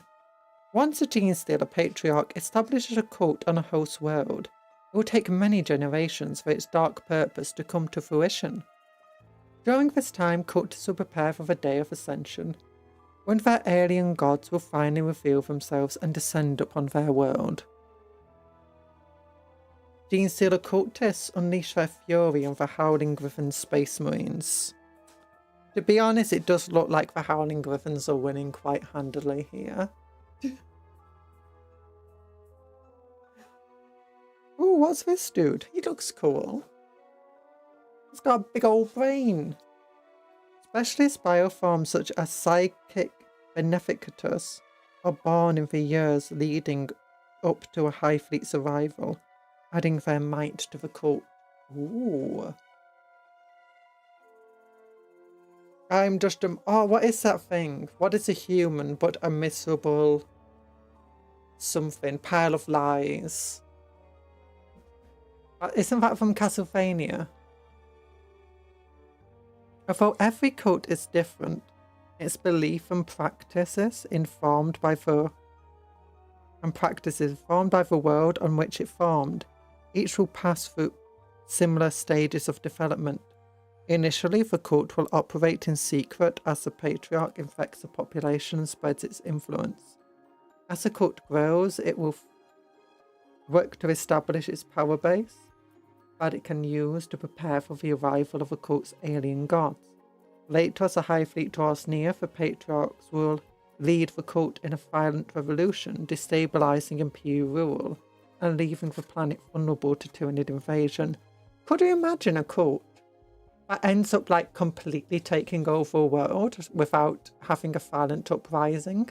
Like just bit by bit, they put the people into the correct position to where they get into leadership positions, and through that they infect others until eventually the entire planet's infected. And it generates, it's a hive world. So many trillions of humans being infected all at once. And like a magus or whatever being, you know, the de facto ruler of this planet, like taking the role of a planetary governor, ends up kind of creating their own separate hive mind and killing off their own patriarch and effectively taking the role of a patriarch for themselves. That would be really cool. And then when the Tyranid hive arrives, they're like, no, I'm not giving up my rule even for the gods. We are our own hive mind. We have become better than the gods. That would actually be a really fun concept for a Genestealer cult. One that just became too powerful for the hive mind to control anymore. Oh, I would love that. And like maybe too many generations passed before the Genestealer, the Tyranid hive fleets could arrive and truly connect the hive mind to it. Isn't that a bit like the Necromunda hive mind though, because it was so weirdly evolved? No one is miserable. No one is miserable in my streams because the miserable people get shot. No, they don't. A cult becomes too powerful control and they just sit there and go, what now? They create their own empire. They invade other worlds. The approach of the Tyranids also triggers dormant genes within the cult's population, giving rise to specialized bioforms designed specifically for war. These may be the psychic abominations or warrior organisms with crushing pincers, sinuous whips, or scything blades or limbs. Such hybrids are utterly alien in appearance, and their presence would have put the cult at risk during the earlier stages of its development. As such, the birth of these creatures is seen as a great blessing by the cult, for it's a sign the ascension draws near. Does anyone in the cult know how to build a house? No, I was a factory worker. Me too. Look, that's just how the Imperium works. No one knows how to build or make anything better except Carl, apparently.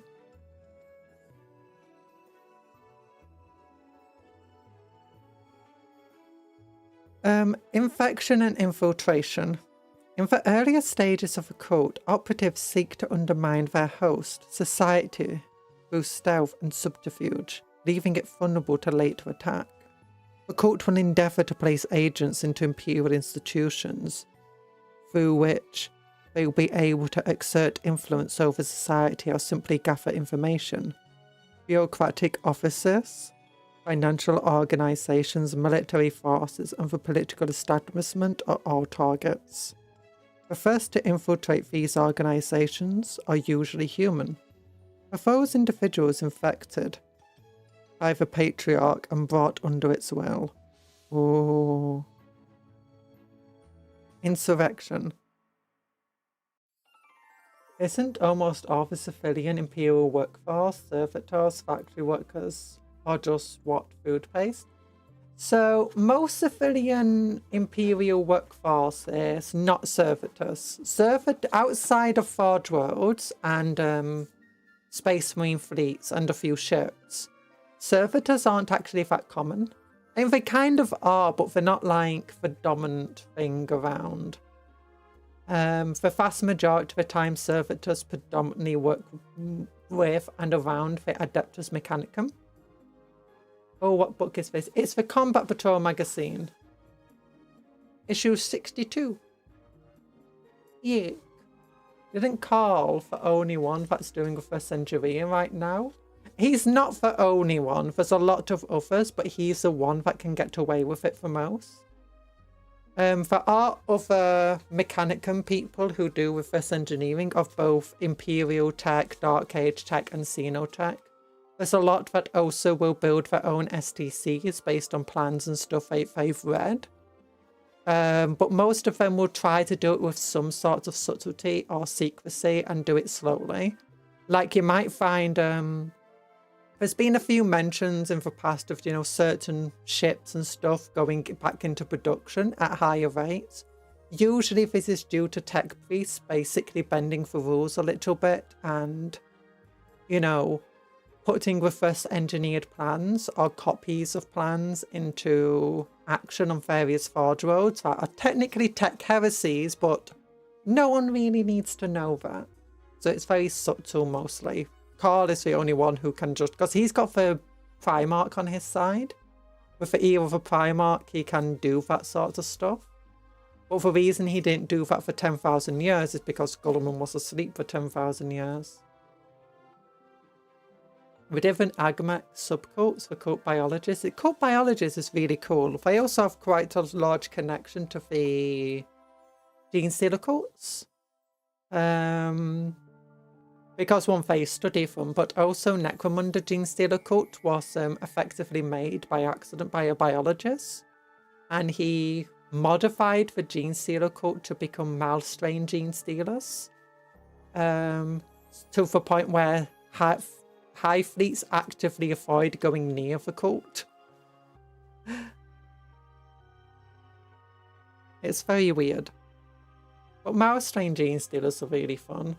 Carl also has the benefit of being so old that his oldest designs can be legit rediscoveries of old tech. Yeah. No, the Malstrain was because it was nuked. Or was it because it was nuked? Oh, maybe. I don't know a lot about Necromunda. I know that the Gene Stealer cult was due to a biologist effectively studying and learning about a gene stealer. And then the Gene Stealer, he died and the Gene Stealer got out and it effectively remade him. And like made a bunch of clones of him.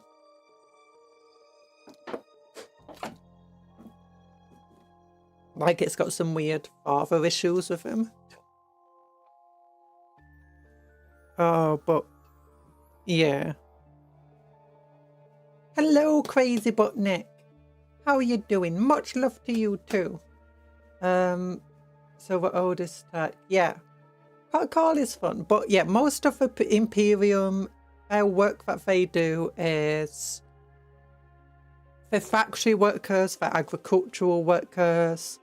A lot of people work within the administratum, so they do finances, they do basically a lot of accounting work and stuff like that, a lot of bookkeeping, a lot of just making copies of, you know, like minutes from meetings and stuff. File organization is another big one that a lot of people work within.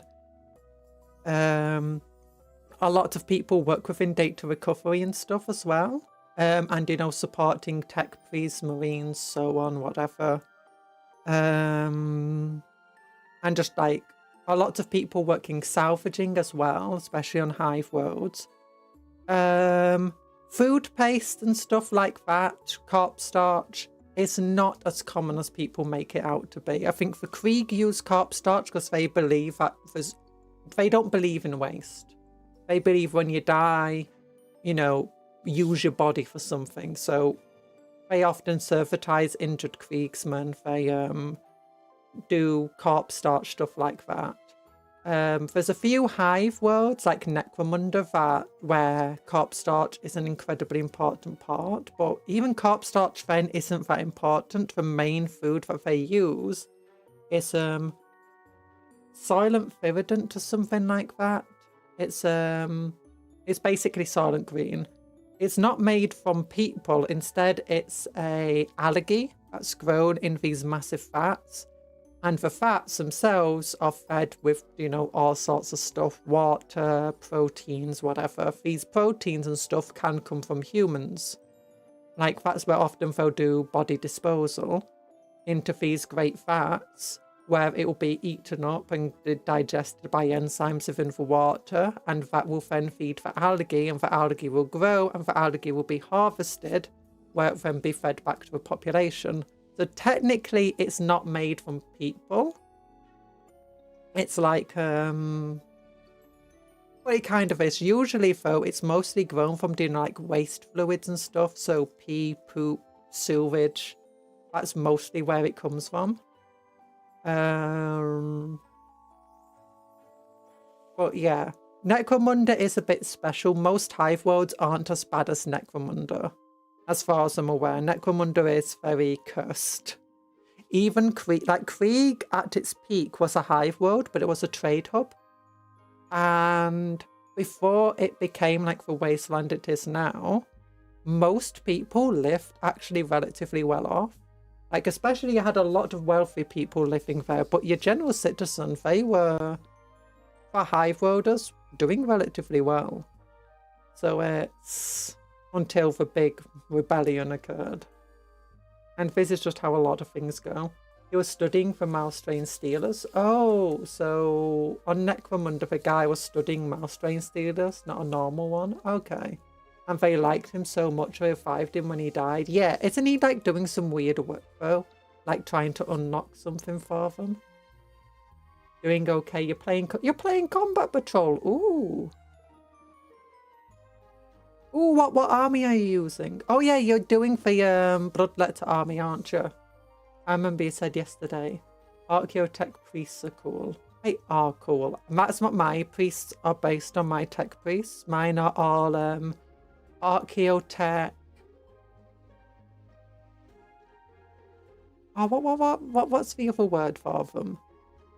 Oh no, yeah, just archaeologists, Archaeotech ones. And my head Dominus priest was primarily an Archaeotech priest, like through her career. So she's got a lot of technology that she's studied and learned. Like Terminator, power armor, bolt gun recipe, effectively just SDCs for all of these things that she's just copied down to her memory banks. And from like working with other tech priests. She's stolen a lot of information. Necromunda is a very special place for how bad it is, yeah. Also just like even for people at the very top in Necromunda are forced down into the gang wars, that's how bad Necromunda is. Verdant Solent is fed on people, doesn't quite have the same ring to it, but it's not as bad as it seems. Yeah, Verdant Silence, it's not just fed people, it's basically just fed any nutrition they can feed it. So most of it actually comes from like the sewage. And animals and rats and stuff. And a lot of it is like, do you know, for scrap stuff. So like bones. Just everything. And for our gangs that have better tech than for Space Marines and AdMech, yeah, for our gangs that are weird. That's actually true for a lot of humanity, though. I mean, technically, the tech's not better than what the Space Marines and AdMech do have access to, in a way. but they produce it illegally. They do tech heresies to continue to produce it. And a lot of them also use xenotech and produce xenotech. So a lot of what they're doing is considered tech heresy. But this is quite common across the Imperium. It's not just Necromunda that does that. Rogue traders, the Inquisition actually does like quite a bit for Xenos ones. But the rogue traders especially are infamous for, you know, using extremely advanced tech. Like a rogue trader army is not something to shake your finger at. Because I don't know how canon it is now, but there was a story of a rogue trader who went a bit too rogue and Space Marines went to fight them, but his soldiers were just...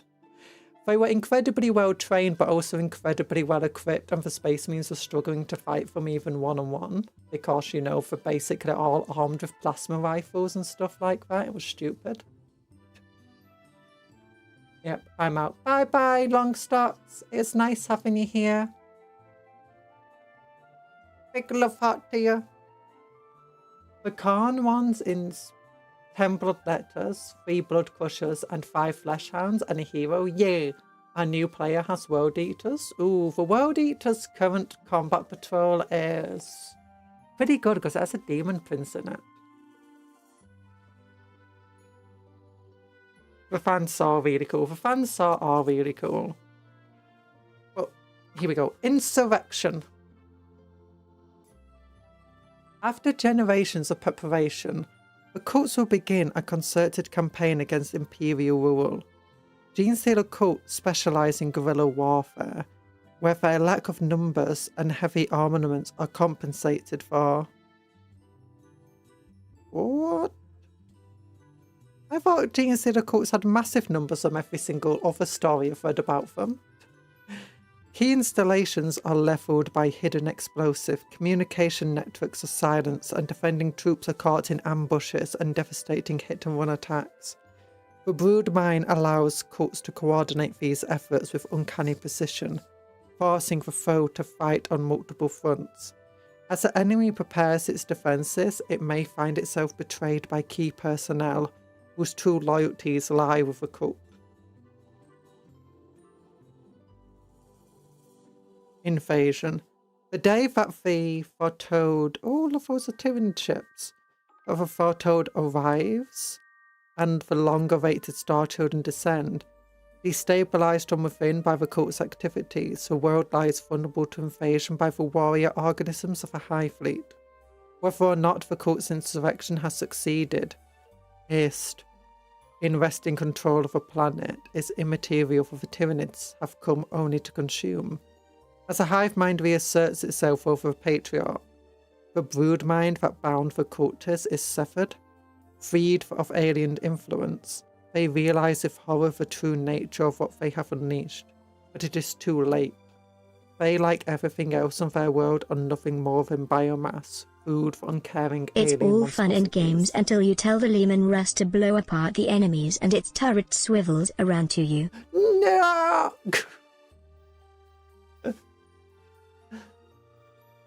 I also just went to a Warhammer store website. I'm screaming internally because all the Heresy Forge World stuff is back in stock. Yeah, it came into stock like yesterday or the day before. Really cool. Just before Christmas. I don't know if it'll be arriving in time for Christmas though. Heavy vehicles. The mighty war machine advances across no man's land, conveyed by steel tracks, graph engines, or other more esoteric means of propulsion. Their powerful weapons blasting all asunder. Armoured vehicles of Imperium Guard crush all before them.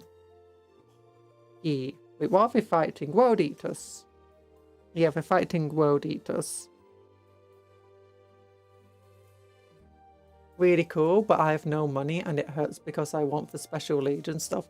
Usually once Forge World stuff comes back into stock, it does stay into stock for quite a while. But then when it goes out of stock, it goes out of stock for quite a while.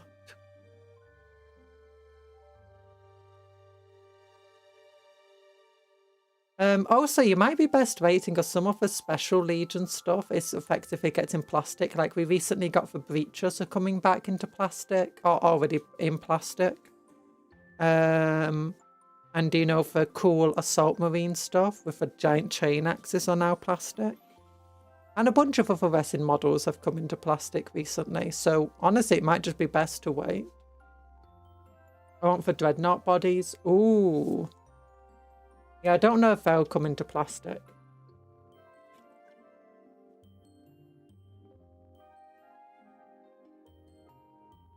Rogal Dawn Battle Tank. We'll eventually get this through the combat patrol.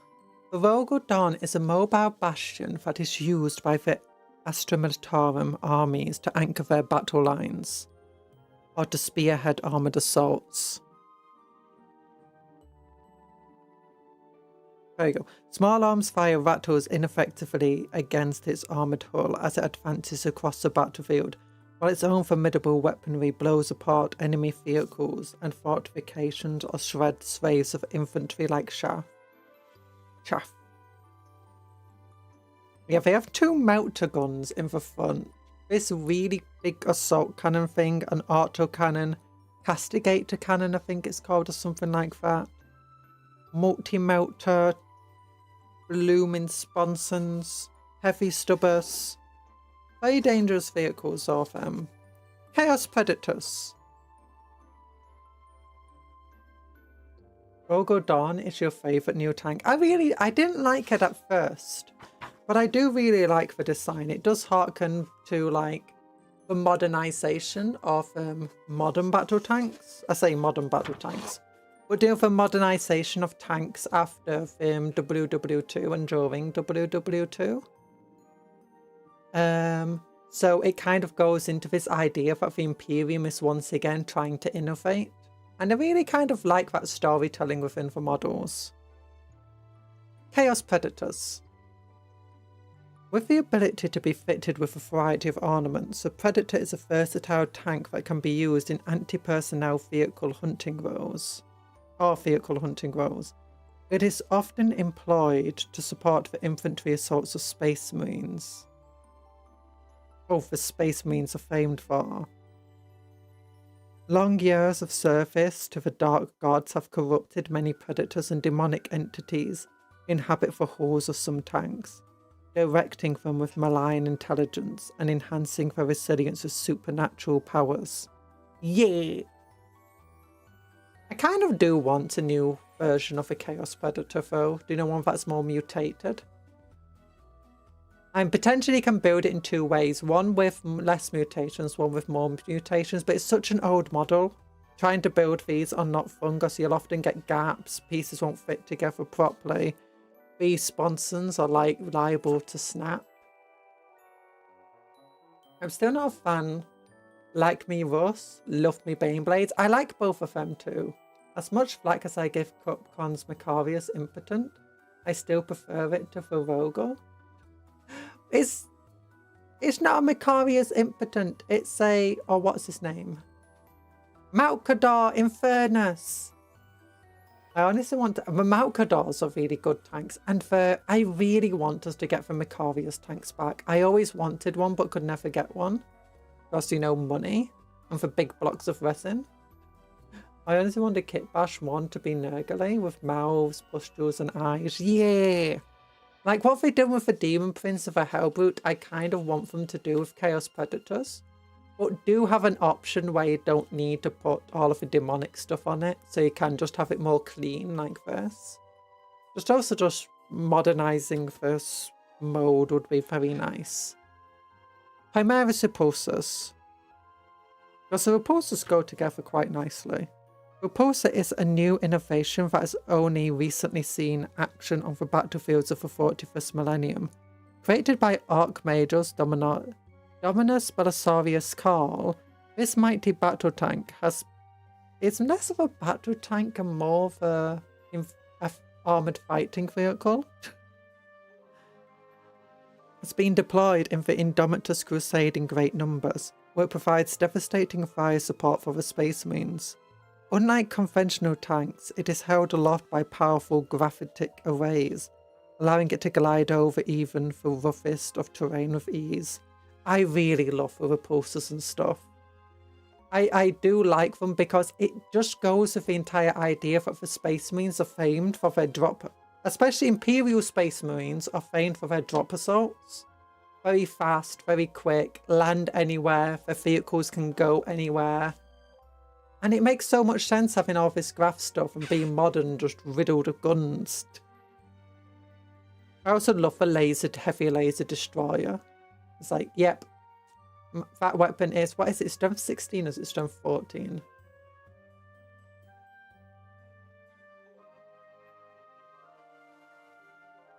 Repulsors are really fun tanks, they are. The Eldar tanks also need a bit of an update, because they're a bit similar to these ones. They're quite old and the mode has seen better days. Equipped with advanced graph technology, the Fire Prism is a highly mobile fire support platform. Its primary ornament is a dreaded prism cannon, a powerful laser cannon that can melt through the hulls of even the most heavily armoured tanks. Fire prisms provide vital support for the craft lord's armies, blasting apart enemy vehicles and fortifications, but for light infantry formations, or for light infantry that forms the bulk of their force would struggle to deal with. I mean, that sounds cool, but right lancers exist. And are like, there's a lot of them. I don't know, I think the Wave Serpent chassis still looks very good. The issue is, have you ever tried building one? That's the issue. It's the same with like the Land Raider and the Predator and Rhino and stuff, in which it still looks very good. Don't get me wrong, they look great, except these sponsons. But when you put them together, they don't always fit well together. You'll often find gaps, and they are showing the age in both their design in terms of like how they're put together on the sprue, and just the mode itself seeing much better days. And the same goes with these Wave Serpents. Like on the Eldar Reddit and stuff, I do see new people to Eldar complaining about them or struggling with them. It's like, yeah, I get that. Because these are like super old. It's like they look really good, but as far as I'm aware, the main chassis for them has been around since most of the Eldar were metal. Like I think they came in a battle force where all of the infantry was like metal or something like that.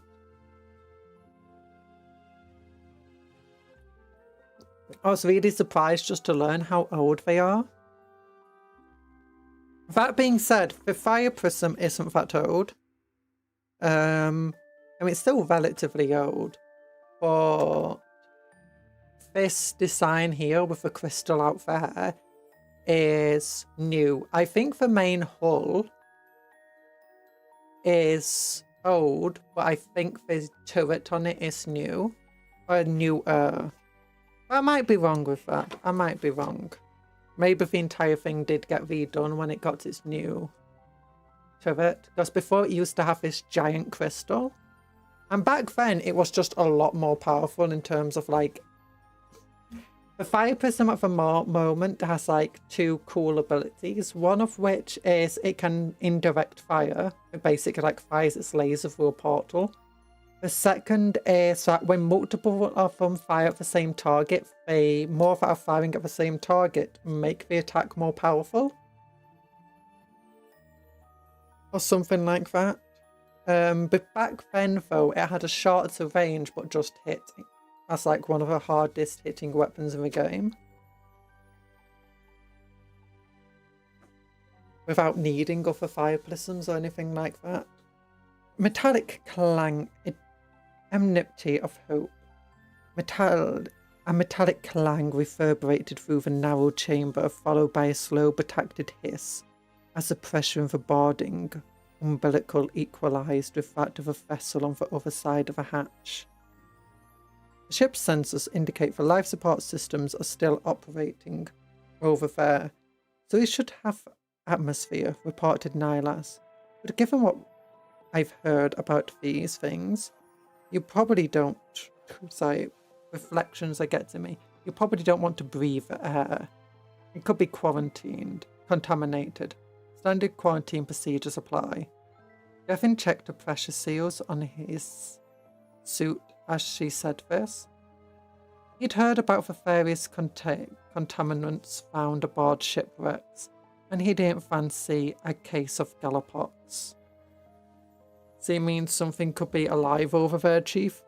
Sensor augers have not detected any signs of life, she said, then added, would be alert. The Enmity of Hope mused Devin. Cheerful name. I've heard about space hulks. They say those things are haunted. Who knows what Emperor-forsaken creatures infest that thing, or to talk card, the salvage team's mechanics. Yeah, well, I've heard about the riches that can be found aboard one of these things, replied Erickson. Salvage, Archaeotech, even SDC files. There was an old sailor on Cyrus Station who... Okay, cut for comms, chatter, ordered Nihilus. Let's get in and get out before anyone else notices it's here.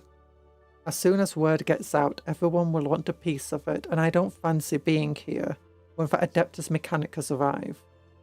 The light of the airlock flashed from red to green, and the hatch slid open slowly with an unpleasant squeal of metal on metal. The other side of the hatch was illuminated, only by the dim glow of the emergency lighting. Oops, sorry. Sorry, it's my shoulder things, not shoulder. Elbow rests. That's what it's called. Arm rests. Good Emperor. A space hulk. It's a space hulk linked via. When selecting targets of this weapon, you can measure range and determine visibility from another friendly fire prism, and that is visible to the bearer when doing so. This weapon has an attack characteristics of 1. Oh, okay, that's how it works. So the second fire prism basically gets indirect fire, but without the penalties, outside of shots going from 2 to 1. Okay, that makes sense. I remembered they had something about linked fire. I thought it made them more powerful or whatever, but no, that's how they do for indirect fire. The light of the airlock flashed from red to green. What's this? The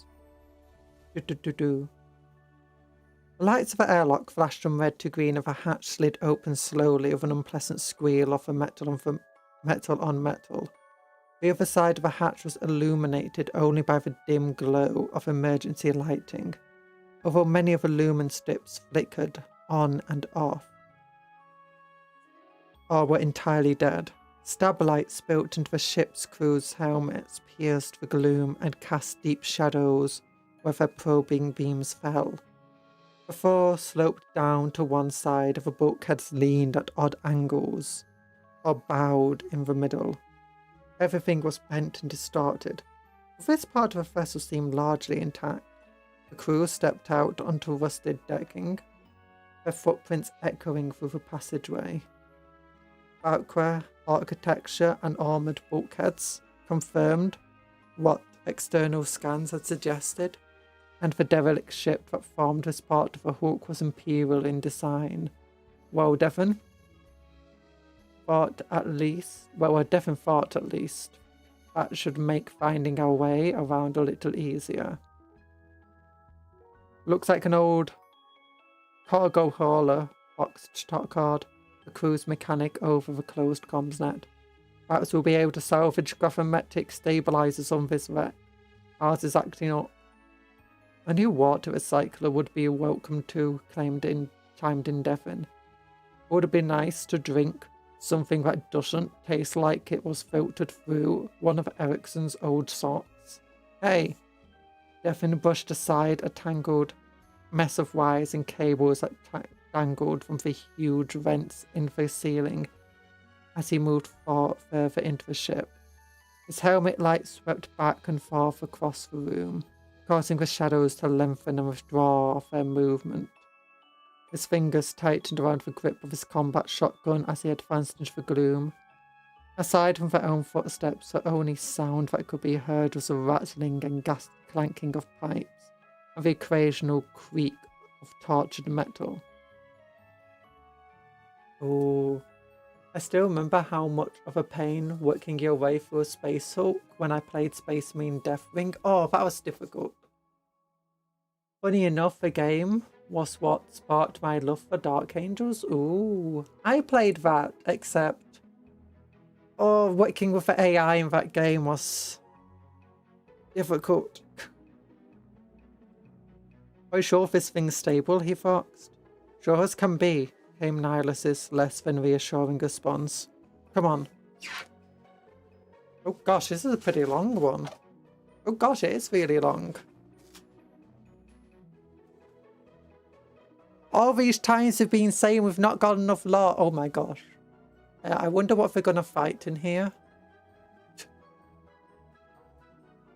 Okay, so in 9th, the fire prism had a strat associated with it.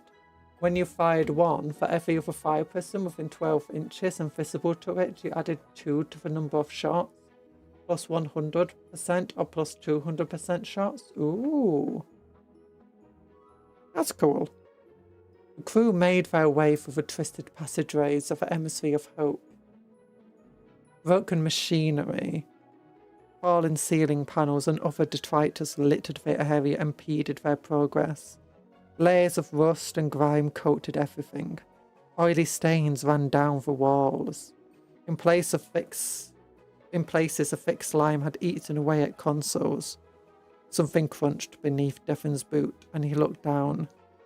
He'd trodden on some kind of organic growth, and thick black ichor oozed from its shattered shell. There were more of them throughout the wreck, the serrated forms curving up from the decking or protruding from bulkheads. Devin shuddered, then scraped his boot on the deck plate. He tried to avoid getting too close to any of the others. Beneath his suit, the hairs on his back, the hairs on the back of his neck stood on end. He had a strange feeling they were being watched. Jumping at shadows, he chastised himself. Anyone would think you were new to this. They passed docking bays, plasma generatoriums, and crew quarters. But none of them contained anything of value. After some time, they came upon an access hatch, choked with debris. Devin heaved a smashed console aside and tried the airlock behind it. It's a rough game, but the original trainer with the battle oath speech was so hype. Ooh. I'll have to watch that. I might have already seen it, mind you. I'm not stinky, but hi, Bob. Big hearts to you. And everyone, don't forget to like the stream if you've not liked it already. Every like on this stream is another starry red. Oh gosh. Devin heaved a smashed console aside and tried the airlock behind it, but it wouldn't budge. Tokar joined him and together they tried to turn the lock wheel, but it was stuck. Stand aside, said Erickson, unsmouldering a battered lass cutter. The powerful built man handled the bulky equipment with ease. Bracing himself, he flicked the activation switch and then pulled the trigger. The aged device sputtered and then whined into life. An incandescent beam lancing out of its focus lens and seeping into the hatch. Sparks flared from the door's surface and globules of molten metal fell sizzling to the deck as the laser bore its way into the thick metal. Erickson took a step back. Beagle, thanks for the beagle. After a few minutes, he had cut through the seal. With a kick from Devin, the severed door toppled. The severed door toppled, landing with a heavy clang. They stepped through a breach into a cavernous space, careful to avoid the still glowing edges of the hatch. Thick spar swirled through the air, disturbed by the changed air currents. They fluttered and danced in the beams of their helmet lights. Tokard studied her aspects. Suddenly a blip appeared and tracked across the static haze screen before blinking out a couple of seconds later. She gave a side of the device two perfunctory slaps, performing the rite of percussion maintenance she had been taught. Percussive maintenance. Oh no! but the signal did not reappear. I'm getting sensor glows. She thought. For a moment, it looked as though something was moving in here. Are you sure we're alone? Asked Stefan, doing his best to steady his voice. It's just a false Time reading. to sizzle a cupcake. No, don't sizzle the cupcakes. They're friends, not fried food. If you want to find a specific trailer, you'll have to search Space Hulk Death Ring trailer 2016. Ooh. That means I thought it was an even older game. I'm getting sensor goes. Wait, where's this? It's just a false reading, Talkcard replied. This Hulk's playing havoc with my sensors. But behind a thermoglassed window of her home, she looked less confident. Oh, Talkcard's also a woman. It's a false reading. This Hulk's playing havoc with my sensors. The end of the wide cavern was buckled. Chunks of rock were fused into the deck plates and walls. Metal spars jutted from the far end of the room. They looked less like they had pierced the ship, and more like they somehow passed cleanly through the Hulk. Talkcard scanned the wreckage. Her aspects beeped and whistled wildly. It looks like two ships are fused together here. They must have phased right through one another in the warp. Aliens reference incoming. They are in the ceilings and in the walls. In the to the ceiling, to the wall. Aliens everywhere. Wait, what is it? From the windows to the walls? Isn't that the song or something? But then you just throw Dean Sealers into that. Aspect beeped and whistled wildly. Oh yeah, two fused ships, blah blah blah. She stepped through the opening, and as she did, she twisted and stumbled. Her body spun through the air as though falling upwards. There was a sickening thud as she struck metal. Talkcard, yelled Devin. There was no answer over the Fox network. Nihilus carefully peered into the room. Twin pools of light projected by her helmet illuminated Talkcard lying on what, from Nihilus's perspective, appeared to be the ceiling. Her limbs were splayed out at awkward angles, and her neck bent sharply to one side. She wasn't moving. I would think their suits would be, a bit better than that. Can we appreciate the iconicness of that film? And the motion tracker beeping is seared into like 3 generations of film enjoyers. I feel like I've watched one of the Alien films. I think I watched Aliens 3 as well. Damn jeans stealers stealing my jeans. Those are my favourite Levi's.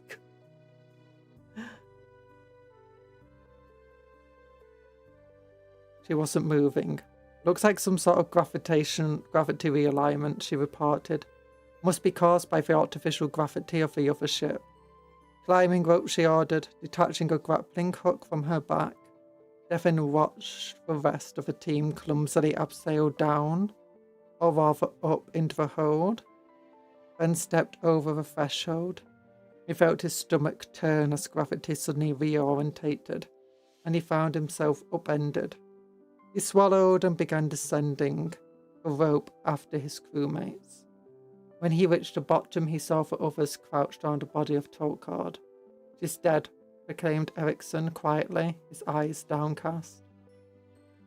Obviously it was dead. From then on, the team progressed in silence. Devin carried the mechanic's aspects, although his knowledge of the device was limited. He never possessed Talcard's affinity for the machine spirits. Devin glanced at his chronometer. Only a couple of hours had passed since they had entered the Hulk, but it felt like much longer. Suddenly a beeping noise came from Talcard's aspects, some kind of motion sensor. The screen displayed a moving blip, like before, but now it was much closer, almost on top of him. Devin caught sight of movement in his peripheral vision. He turned and saw a darkness moving within the shadows of the breaching pipes above. There was an insectile quality to its movements, as as it skittered over them. For a moment, he lost sight of it when it darted towards Nihilus at the rear of the party. Before she could turn and aim her last pistol, 2 of its 6 limbs darted out towards her. She screamed as its taloned hands dug into her shoulders and hauled her off her feet. She managed to loose a shot from her pistol before it was knocked from her grip. The last bolt merely flashed harmlessly against the creature's chitinous hide. Devin swung his shotgun up and tensed his fingers on the trigger, but all he could see was a pair of kicking legs in the darkness, and he dared not shoot for fear of catching Nihilus in the blast. But Nihilus was gone, lost in the labyrinth of pipework.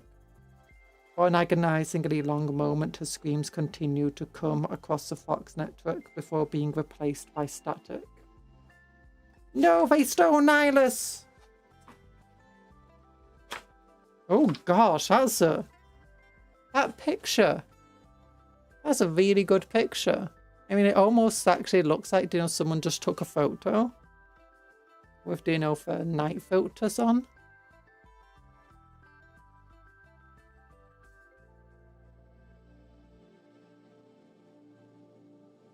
For a time, no one said anything. It was Eriksson who broke the silence. Phone. What in the 7 hells was that thing? Devin racked the slide of his shotgun and swept it across the room, searching for a target. 7 hells? 7 hells? What are the 7 hells of the Imperium? Looks like a picture of some kind of cryptid. I know, it's a really good one. Devin racked the slide of his shotgun and swept it across the room, searching for a target. I don't know. But we need to get out of here. They turned to head back the way they came. Devin saw a blur of limbs move amidst the forest of pipework and pulled the trigger. The blast resounded through the chamber. Sparks flashed where shots struck metal. He fired again and again into the darkness, but there was no sign of his target. He advanced cautiously, weapon raids. Steam geysered from ruptured pipes. Someone better than me. Where is my Hulk found footage film? Do you know how much money I would throw at you? That would actually be really good. Like, I don't know if they've made a proper Space Hulk film. Like, if they turned this into, one of the Warhammer Plus animations, that could be good. I think there's some Warhammer Plus animations that are really good. But yeah, he was breathing heavily. Where's this? He advanced cautiously, weapon raised. Steam geysered from ruptured pipes. He was breathing heavily now. An icy chill ran down his spine. Whatever this thing was, it was hunting them. The pipes around him creaked and clanked. Suddenly he heard a wet tearing sound accompanied by a scream. Devin turned and saw Eriksson collapse to the floor, clutching a ragged stump at his elbow. Blood spurting through his fingers, covering Devin's void suit. The creature was behind Eriksson. It was hideous to behold. Its body was covered in a thick dark blue carapace, and it had 6 limbs. Oh, dark blue? Does that mean it's some bear moth? I would actually buy Warhammer Plus for that and regret my purchase immediately as they butchered it. Actually, Warhammer Plus has been really good with a lot of stuff. Tithes was really, really good. The one that focused on the Necrons, Sakaar, and the Adeptus Sororitas. That was decent enough. The Iron Warriors one was kind of meh, where it was Iron Warriors versus Drukhari.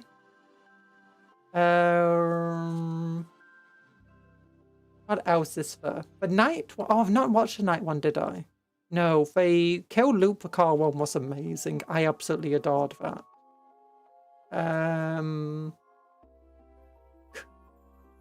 So yeah. There's definitely a lot of good animation stuff within Warhammer Plus, especially for more recent ones. I've not watched the Age of Sigmar ones, but I've heard they're really good.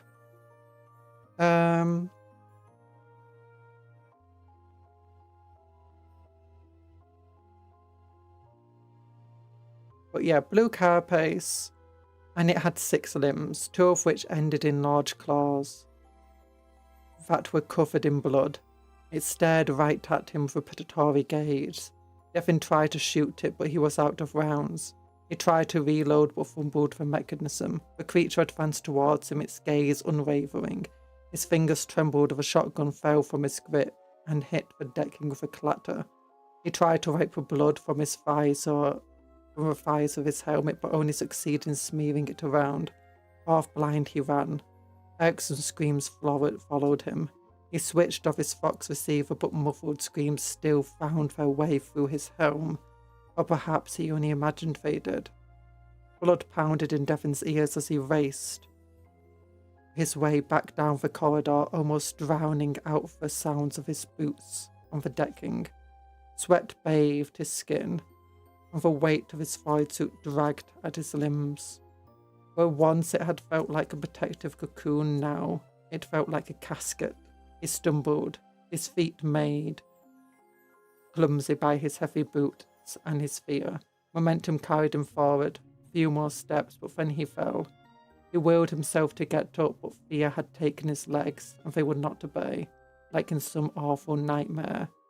Devin found himself in the grip of a creature's lower limbs. He writhed and struggled, but was unable to free himself from its iron grip. He trembled, and his stomach was knotted with terror. It reached out a taloned claw and tore his helmet free of his void suit. He tried to look away, but he couldn't. As Devin gazed into the creature's eyes, his body relaxed and hung limply in its arms. His fear and revulsion slipped away. He saw the thing for what it truly was, and a smile spread across his face. It was beautiful. The creature's jaw descended, and something fleshy darted from its mouth. Devin didn't resist, for he knew that it was a friend. He felt its reassuring presence in his mind, its almost paternal love for him. He suddenly realized he had a purpose. He needed to take the creature away from here. With his new companion, he headed back to the ship. Oh, no! I can't wait for Astartes 2 to actually come out. Yeah! Ericsson failed his leadership check. Yep. The thing is gene stealers usually, even in the lore, aren't that tough. Like, if he was successful... Why friend-shaped? If not friend-shaped. If not friend, why friend-shaped? Yeah, Ericsson was a gene stealer all along. Oh no. Yeah, no, it was Devin the one that got turned.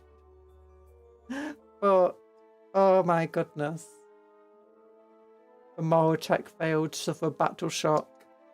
Gene stealers, like, if he got his shotgun to actually hit, or he managed to, you know, get off that final shot, honestly, he could have probably killed the gene stealer. Because, well, technically it was a patriarch. Patriarchs only become as big and cool as they are after they get the cult. So yeah, if he had managed to hit it properly, or if even the last pistol didn't hit the chitin and managed to get, you know, under the chitin or to a thinner part, it could have done some damage.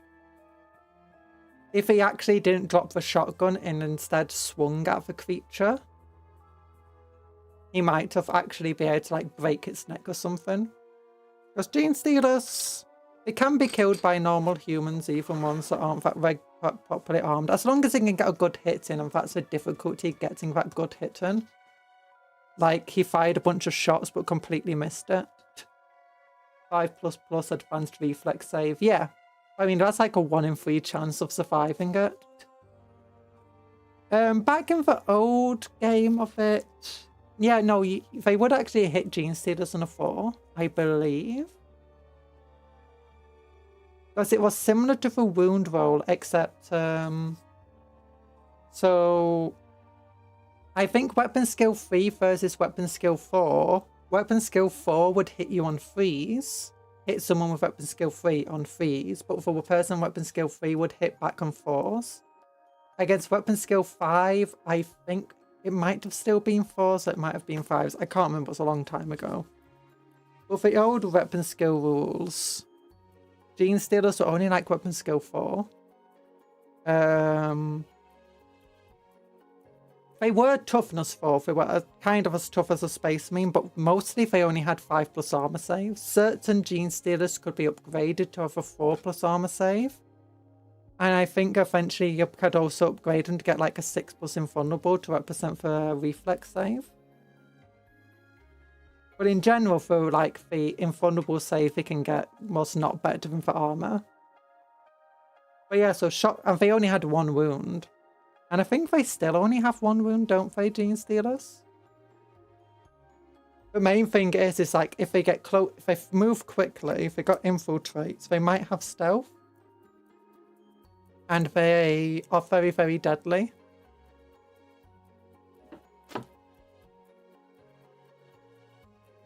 You double your opponent's weapon skill to hit on 2s.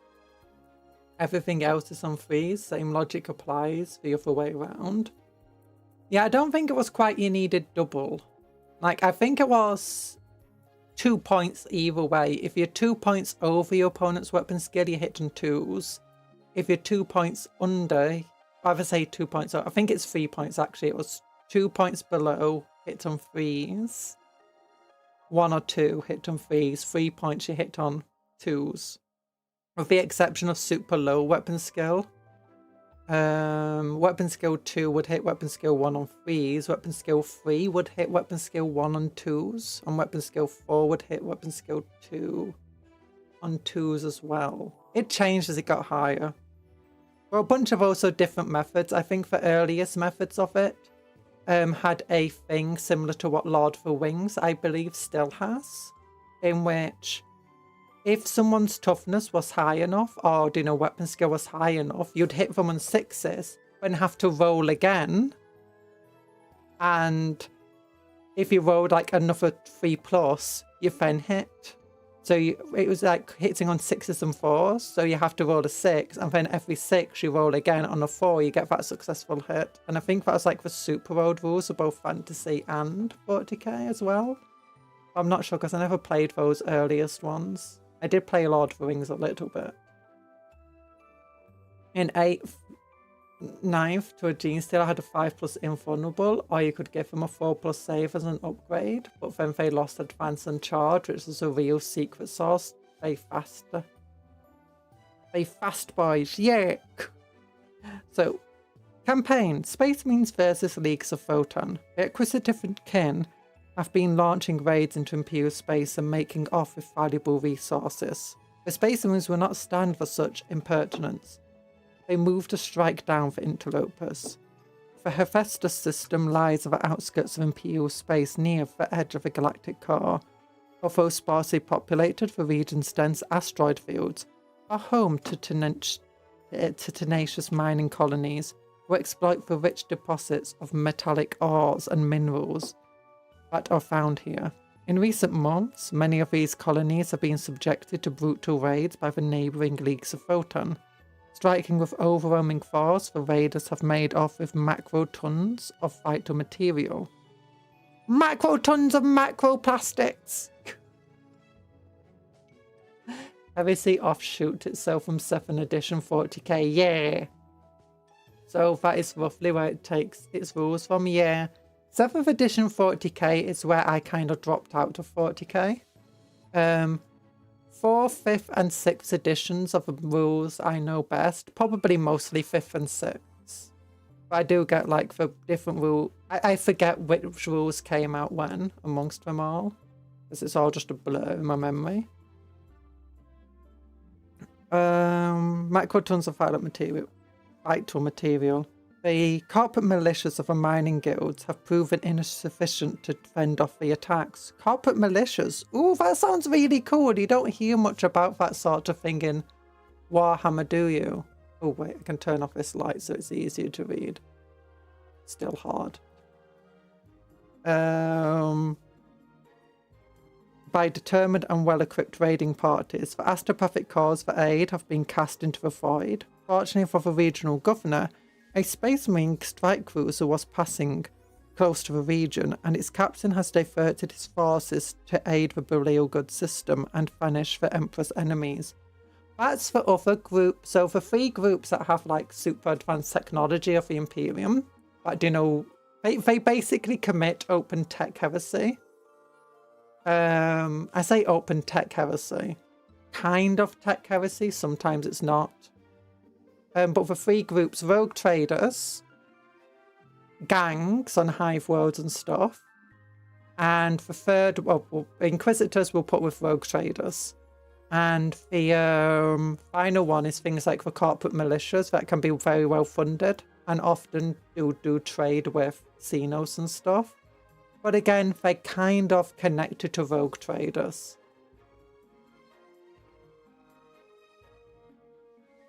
But again, a lot of corporate militias are literally going to just be absolutely terrible. They're just going to be a bunch of conscript guardsmen, effectively. I think the 7th was a count-up rule with the results needing to be 7+, so weapon skill 5 hit on 2+. I think previous editions of Horus Heresy was like that, but they have revamped it for the new edition. Oh. Also in Horus Heresy, there's a way to play as a militia. Yeah, the Horus Heresy is good for that. And you can do in 40k as well. Like, you can say your Gene Stealer cult represents a militia, or your Guardsmen represent a militia. But I was talking to people about it a couple of years ago when it was at the Titanicus tourney. So take recollection with a grain of salt. Yeah. That might have been how it was as well, because I do remember it being a bit weird.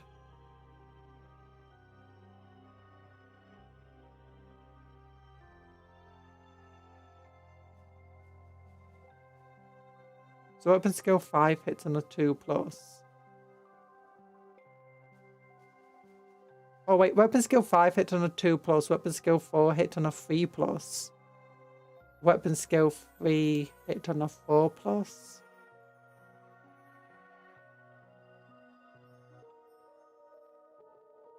Is that how you mean?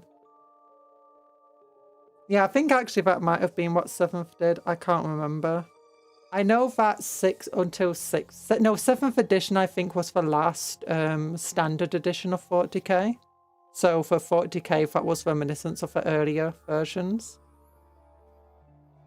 Of the original version of 40k. And then 8th like changed everything up massively. Militia is really funny because their equipment is all basically the least well maintained. So all of the vehicles are easy to kill. Yeah. But some of the provenances of war you can pick up make them really interesting. I know that I'm planning with the combat patrol models that arrive to make them like a militia that's well, it's a planetary defense force for a planet that's been outside of Imperium's rule for quite a while. And they've been basically trading with the leagues of Rotan. Or a particular league anyway. Space means responding to the petitions for aid from the regional governor. The Space Marines have arrived in the system to punish the thieves and deter future raids through a show of force. As a matter of honor, they will not let anyone pilfer from the Emperor's realm.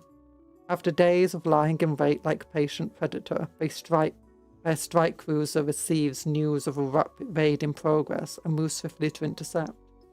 The kin have a quite relaxed attitude for notions of ownership. To them, the ability to hold on to resources is far more important than simply staking a claim to them.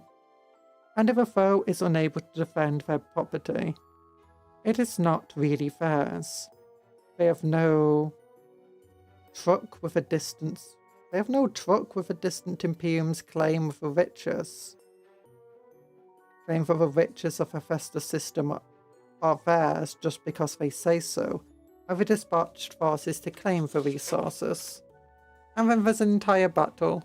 Trading with the Xenos, you say? That sounds like an exterminating. Actually, rogue traders often do that.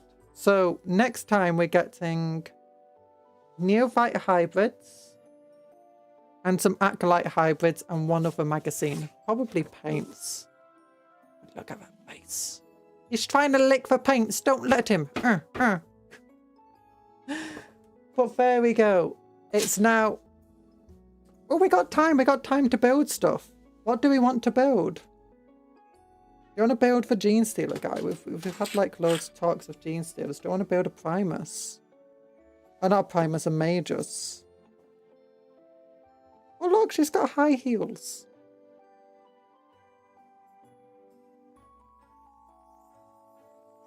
There's one called Unending Horde, which makes it so your infantry and levy troops creates a new unit of themselves and a 4+ if they're killed. Oh, that's a bit like the Gene Stealer cults do that. Or something similar to it. I can't remember off the top of my head what they do. Oh my gosh, trying to cut this off the sprue is a bit scary. It's so thin and delicate. Okay, where's my knife? Yeah, but rogue traders have warrants of trade. They get a pass. Much charging to every Inquisitor. Not every Inquisitor. A lot of the Inquisitors are the ones that help them get those passes. Like, remember, the Xenos Inquisitors are the ones most likely to be using Xenos tech and trading with the Xenos.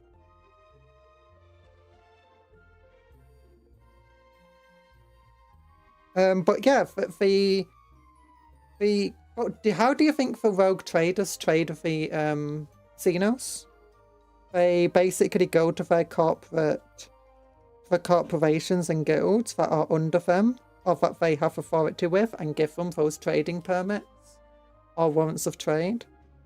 Or basically say, hey, I'm using my warrant of trade to get you guys to give these Xenos resources in exchange.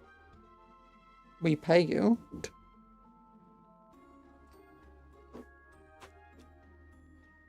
I mean, some of them... also, I don't think rogue traders are the only ones who can get warrants of trade and stuff. Oh, they do. Or like for others, they get the warrants of trade like via rogue traders. Or via working with the rogue traders. They effectively can use theirs. Because I know like Necromunda, that has plenty of Xenos that they trade with openly and legally. Krieg also did the same before they eventually decided to rebel. And the Imperium as well is, as long as tithes and taxes are paid, they're willing to turn a blind eye to a lot of stuff. As long as the tithes get paid. If it doesn't get paid, that's when they start coming in and start bunking heretics. Not all of the time, you can't guarantee that, but it's quite often the time. But that's also one of the excuses for like why you might have Space Marines fighting Guardsmen or whatever. Because the Guardsmen are defending a planetary governor or corporation or whatever that's been trading. And in their Space Marines' eyes, committing heresy.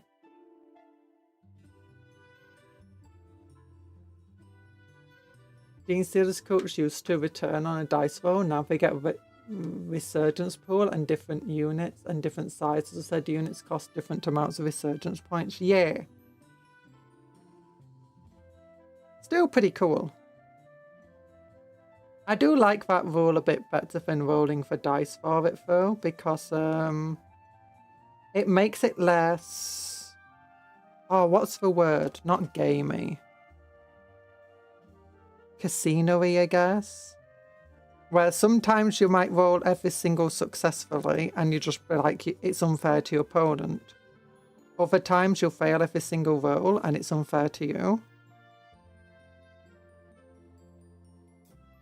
And it's like, it is a game with dice rolls and stuff, but the dice roll shouldn't be so fundamental to a basic strategy that your army relies upon. Like, if a roll of a single dice can basically win or lose you the game outside of, like, your vehicle getting blown up. And it can guarantee every single game you have will come down to one single dice roll. That's unfair. That's not fun.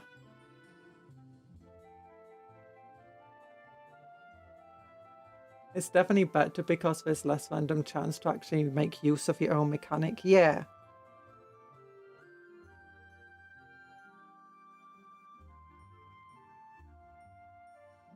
maybe I should read the magazines and the instructions of how to put this model together.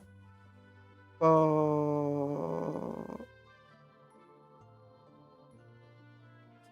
I don't think so. That sounds like heresy to me. Reading the book that tells me how to put it together. Being Steel Cult's units were cost in terms of points, in that it could come back, and if it didn't, if it did, it was cheap as all heck. If it didn't, it was too expensive. Yeah. Having a resurgence pool is a lot nicer.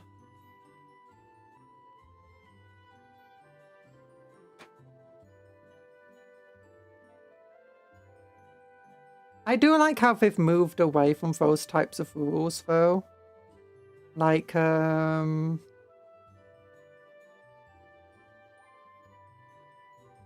and Goblins for Old World. They've removed all the stuff that makes it so that your units might just stop doing anything or might even attack one another. I mean, as much as I loved those old rules and it could be funny, if you just wanted a proper game against somebody, and you were either playing Orcs and Goblins or they were, it lost its charm relatively quickly. Especially if you've been waiting hours for a game. And it's like the first turn basically cinched whether you win or lose.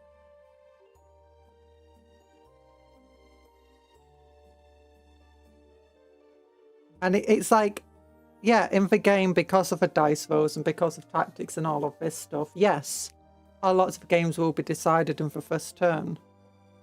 But when you've got a mechanic that in itself basically says you win or you lose at this first turn, it's bad. It's no worse than Sister's Miracle dice, though. I personally don't like how the World Eaters mechanic works because it feels immensely unfair when they roll really well for the Blessings of Khorne.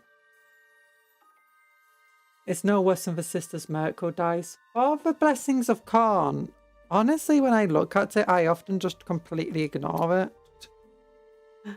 Because I don't know, it just feels so pointless. In a way. Like, what's it even doing? Because a lot of the time, I don't really feel like the Blessings of Khorne are really going to... I mean, sometimes they will change a lot. Again, I do look at a lot of these things, like from the eyes of a Black Templar player.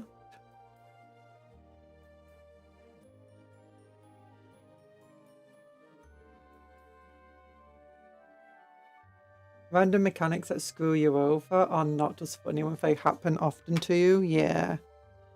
The I mean, for Arc 1 is it basically, I don't think any of the results are really beneficial to you. Your best results generally were your unit acts how you want it to act. You have control of your unit this turn.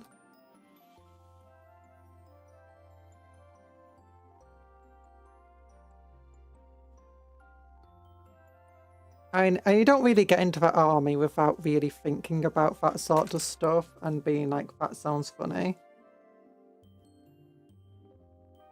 But sometimes you just want to have a proper game. When everything is pointed to...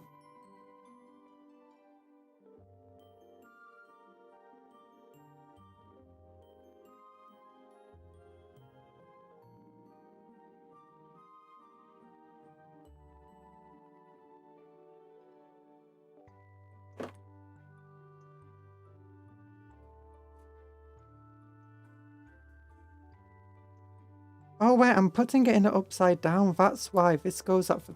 I'm a silly Billy.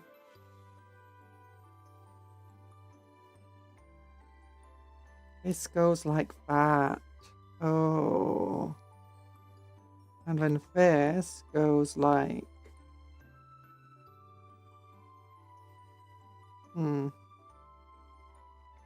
I'd imagine like, there we go. Like that. Okay, that fits pretty nicely together. Scintillating Legion. Trade offer. You get free rerolls. I get free rerolls and buffs. Do you? Accept or accept, in blue this time. I mean, that sounds like a pretty fun rule.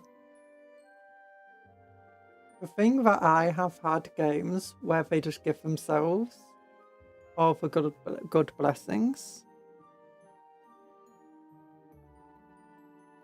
What do you mean they just give themselves, like they don't bother rolling?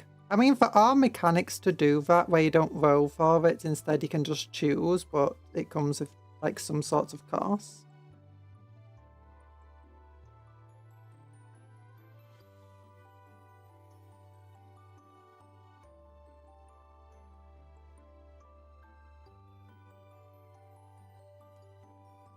Because they'll give themselves devastating wounds, sustained hits, and use an ability to give themselves a charge.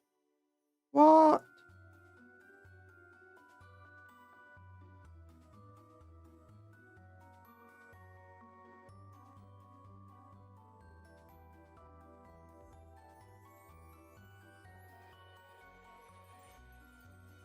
Like, they roll for that sort of stuff. There we go. And then this goes on a book. Like that. Oh!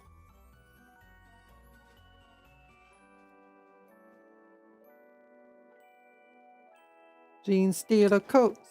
Jean Stealer coats. The coats of the Jean Stealer stealing your jeans. There we go. Do you think Levi's is a Jean Stealer coat, really?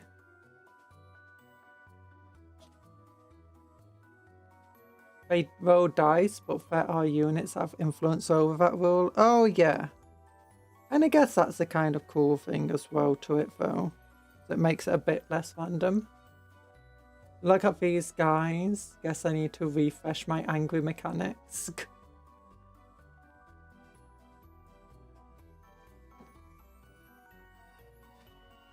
I mean, I like the Templar Vows where you just choose what you want at the start of the game. Do I want to give sticky objectives to all my infantry? Or do I want +1 to wound?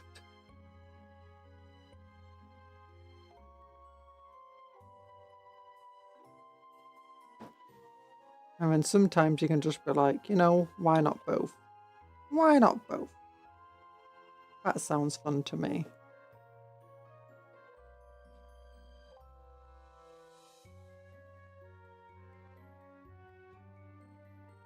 If you have Angron in your army, you can reroll for 66 for your blessings. Yeah.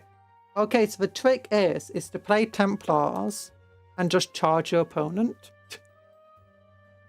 And wipe out their army before they can even use their blessings. That's how it goes with me. My only game against World Eaters. Oh my gosh, she landed on her feet. She landed on her feet. She fell off her base.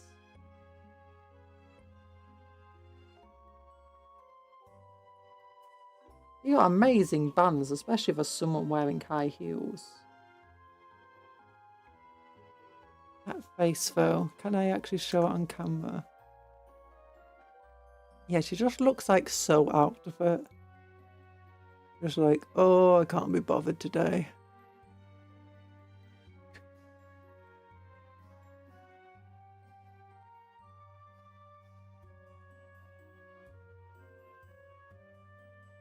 There we go. Do you think they wear wigs? The Jean Stealer cultists.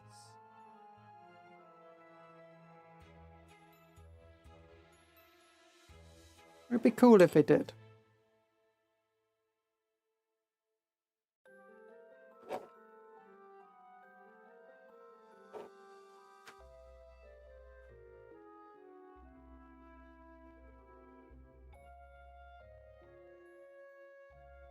Okay, I'm just gonna have to cut it right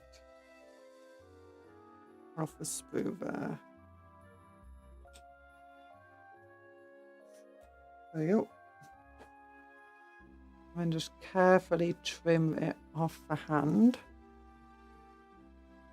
I'm not going to get my pincers into there.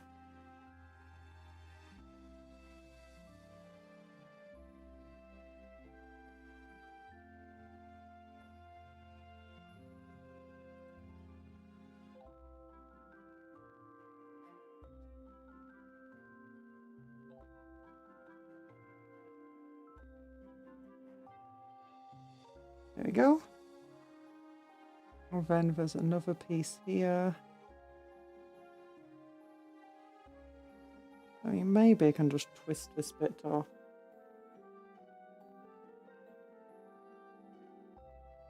There you go. You roll 8d6 to see what you can pick. Yeah.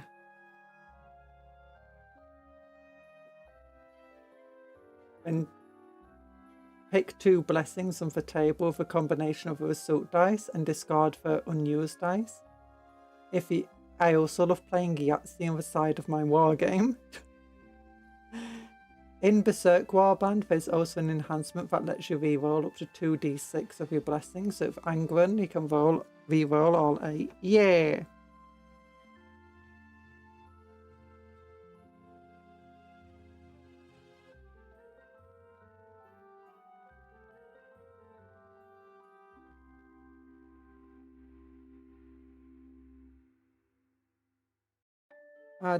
I'm not a big fan of the way this hand is designed. It would be cool if the entire hand was holding onto the spear. Or the staff, rather. Partly makes it easier to put it onto the body.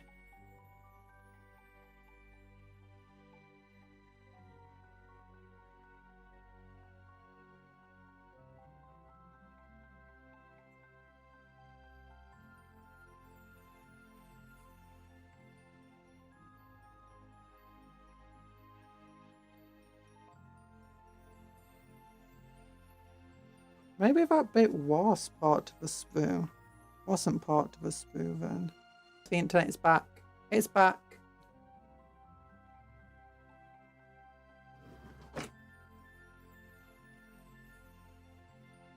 And there's a strategy we can activate an additional blessing when one of your units kill an enemy. Yeah, so we can have up to 3 blessings in a single turn. I mean, it's good. It's just I don't really look at the blessings and think they're absolutely amazing though, or game change. I mean, maybe they are, but being a mostly melee army and your blessings being mostly melee focus, you have to get into melee to use them, and that's not easy. They are a relatively fast army, I guess. And they do have the entire thing of reacting to your shooting. Again, I do look at everything from a Black Templar perspective, and I just don't find World Eaters that scary. So after investigation of the World Eaters rules, I have come to one solid strategy. Pray to Zeonch, and if that don't work, pray harder. Yeah, I mean, paying to Zeonch, I guess, would work. Well, no, what I think... No, currently, I think the best strategy is get Forge Fiends. Get Forge Fiends, get Land Raiders, and just ignore your blessings. Just absolutely annihilate them at range, and then have like a block of 20 dudes with a Juggernaut. Just smash into the enemy. Put some Exalted guys near that unit. Oh yeah, 8-bound rather.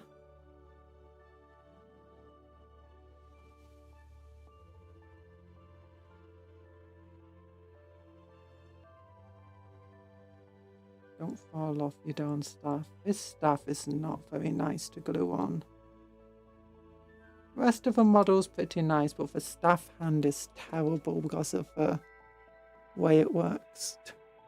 Because you got like this one finger that's already attached to the arm, and half of the sleeve, not sleeve, you know, the end of cuff, that's the word. And then you got half of the cuff on the hand that's attached to here, and most of the hand. I'm just trying to get those two pieces to line up. And the sprue goes right under the hand, right next to where the cuff is just coming out. So trying to cut it off the sprue without damaging it is difficult. And trying to cut it all off is difficult. I only have one little knife spare from it.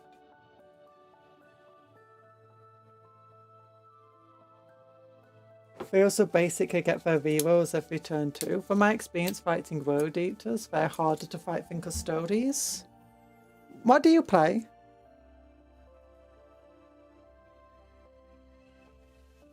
Precision probably does wonders against them, also blasting Angron. But Angron can come back if you roll a treble 6 of your blessings.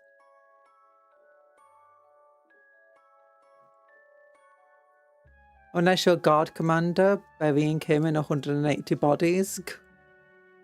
Dark Angels. Yeah, I guess I can see Dark Angels struggling. They are a bit of an... They get the Jackals and the Garmongers. Garmongers aren't great. Jackals are really good at just, you know, playing the objective game. They have quite a lot of shooty capability to try and counter you. They're very good at killing Space Marines. They're generally going to hit you with more numbers than you can probably deal with. Easily.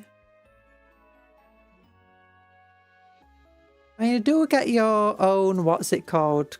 Are they called companions or something? Your elite sword unit. And your elite terminators as well. I've only got Lionel.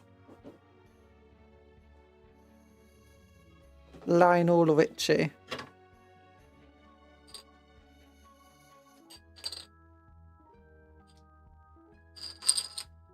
I mean, the lion. Johnson. Okay, we got these guys. I can't remember what I even gave these dudes. Inner Circle companions are not as useful when they snipe your characters with Master Executions, who gets devastating wounds.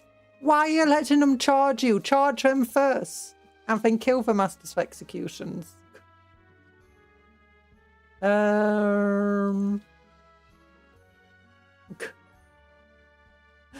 Get yourself an Empress Champion to snipe there. Oh yeah, you're not that. You can't do that, can you? Get yourself a... Lion of SC Johnson, a family company. Hello, Elegapper. First I see Bossin for sprue. Oh, nice a Cupcake Conjuror stream. Join. First I see our butts in the Shura. Oh yeah, there are Bossin for sprue. Look at them butts. Look at them dwarven butts. Oh, they run super fast. Yeah, just when so what you do, you shoot them so that they'll run faster towards you. And then once they've done that, you go, now you're exactly where I wanted you. Charge in. So if they move forward, you shoot them. They're like, haha, I'm getting even closer. And you're like, yeah, thanks. Charge. Don't stunties be caked up. They are caked up. We also made this model. And look, she's got her Tyranid friends right behind her. Oh. Wait, where's the one that's already got some of the blue on them? There we go. Oh. Oh.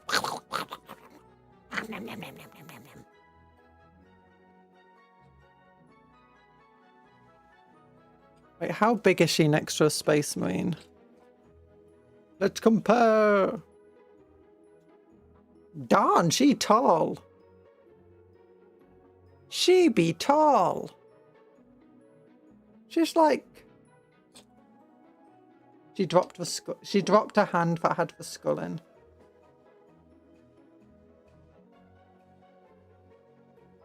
I knocked off his purity seal. I apologize, sir. We'll get that purity seal attached to you again. Okay, let's find a different Space Marine. Maybe he's just a short Space Marine.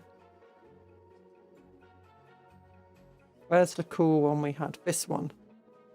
I mean, she is wearing high heels, and that makes it very hard to have her stand upright on her face because she keeps moving around. But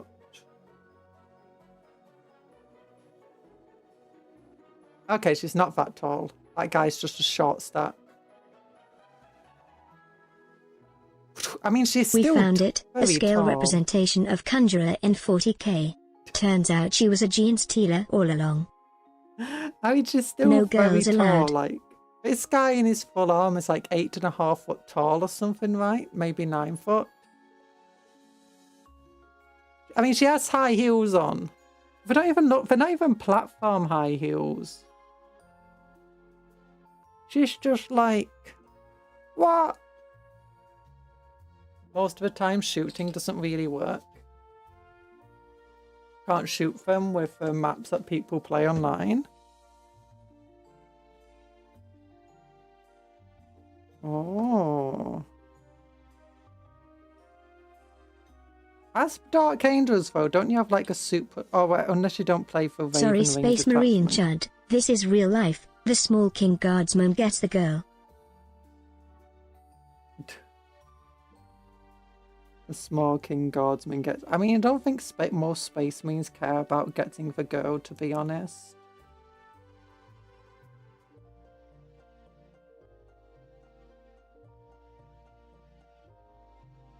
You're not competing with Space Marines when it comes to the girls.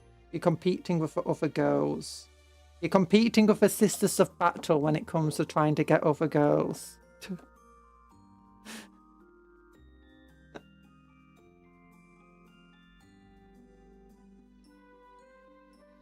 Oh, yeah, he is a tiny dude. Why are you so tiny, Mr. Dude?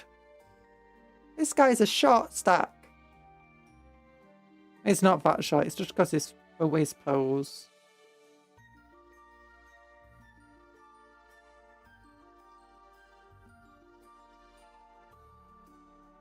Oh, okay, can't win that. In TTS, which is why I have played against World Eaters, and maps are made to aid melee armies to get into melee. Yeah, I think the tournament maps are like, you're meant to have closed sight lines.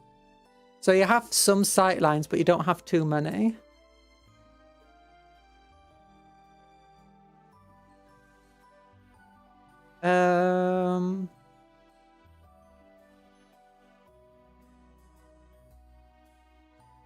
But yeah.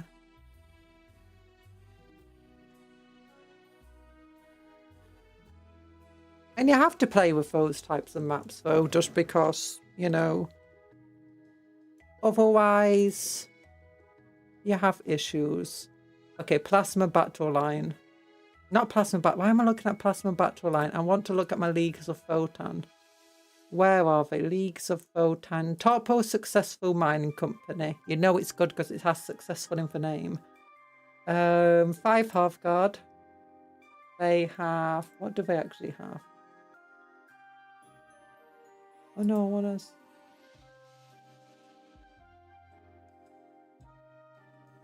There we go, now it's working properly.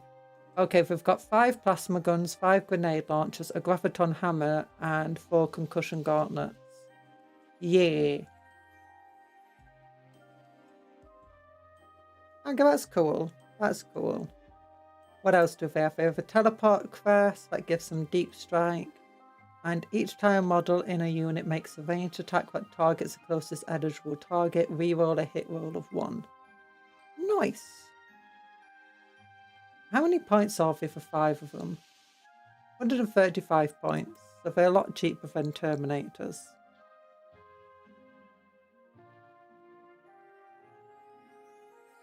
Apparently they're only toughness 5 though, according to this. What does Warpedia say about them? I don't know. Oh, by the way, have you seen this stuff? There's a message from the Eye within the Eye of Terror. Oh, look at this.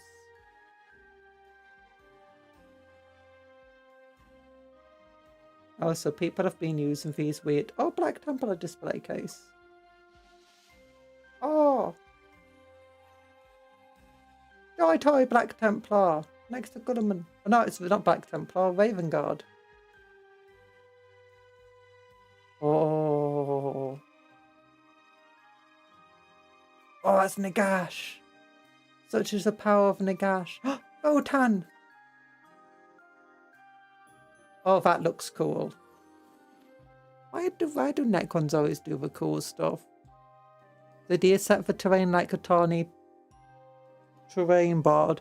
I mean, the tawny terrain boards I've seen, they don't minimize the number of sightlines. They only allow a handful of good sightlines. Maybe only two, like generally 2 good sightlines.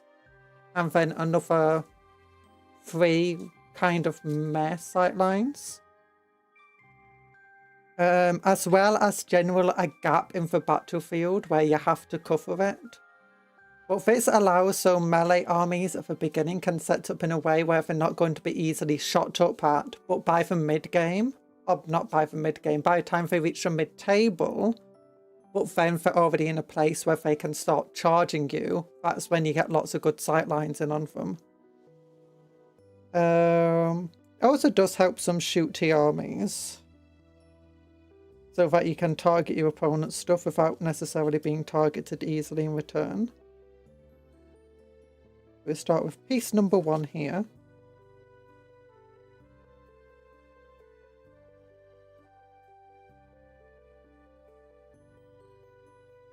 Automated terrain templates on the competitive.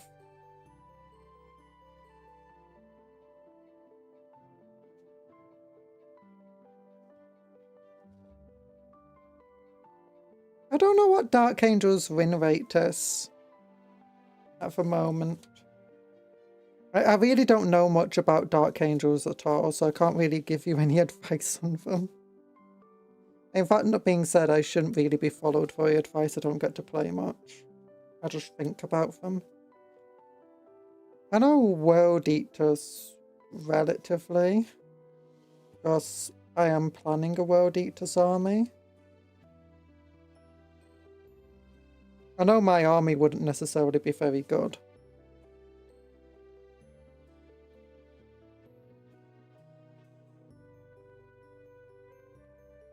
That's just because of what I chose.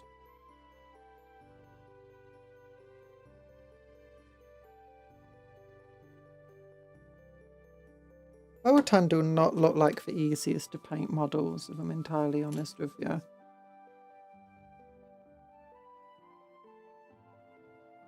Okay, the butt's down there. This piece has to go next, right? Or is it this piece? Well, this piece definitely goes like in feet.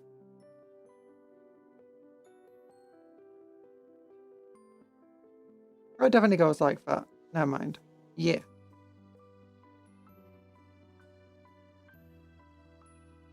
Oh, and that goes on top of it like that. Oh. And this piece goes before any of that here. Oh, that's cool. I like how that. Very nice. Put it together. World Eaters are just kind of. Dark Angel win rate is around 57%. Okay, so that's a pretty good thing. I know Lionel Johnson, though, is extremely scary. Like, that's the only thing I know about Dark Angels is people just complaining about the Primarch destroying, like, their army. It's like, I had Angron and a bunch of these other things. Lionel Johnson just killed them all.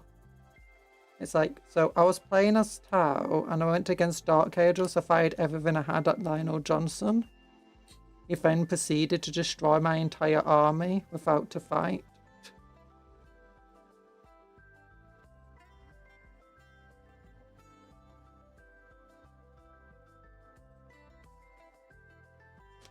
It's got the super dominance in melee. I know that Black Templars lists are doing really well at the moment. But that's part in part just because of how easy it is to make a relatively hard to counter army. Even before then, I feel like a lot of people just weren't playing Black Templar in the most competitive of ways. Which is honestly purposely completely fine. People shouldn't be forced to play in a certain way. They should be free to play in a way that they find fun. I like pictures of half that. compare to? Here we go. Some pictures.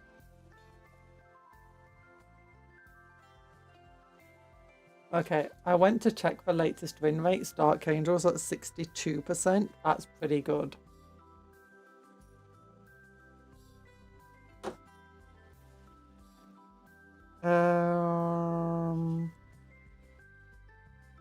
Okay, so that definitely goes with is number 6, this one.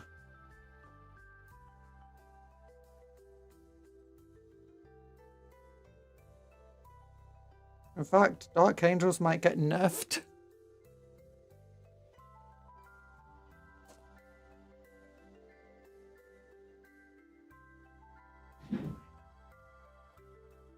Oh gosh, my cats are fighting one another again. Hopefully my parents are going to respond.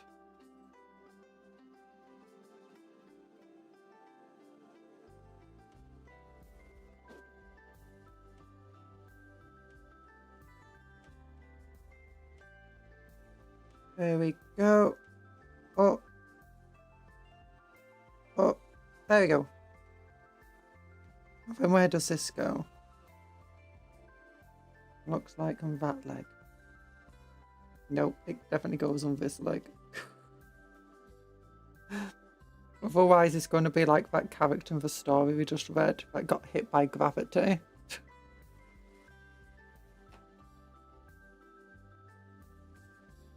Hit by a dose of lethal gravity. What's a dose of lethal gravity? Do when you fall from a high height? Yeah. That.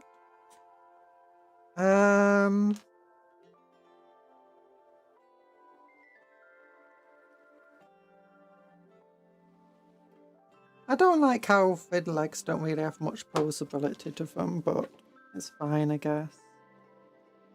Would be nice if these things gave more, you know, interchanging of parts to them.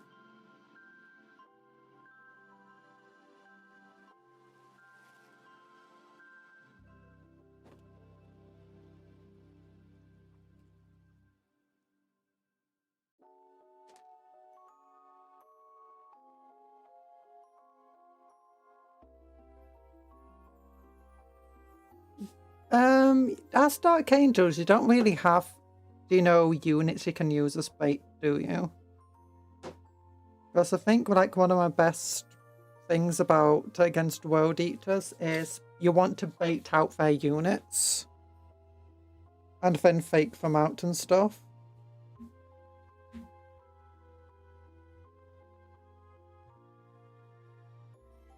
Where's the Thunder Hammer? 36, okay. Not really, we don't really do bait, yeah.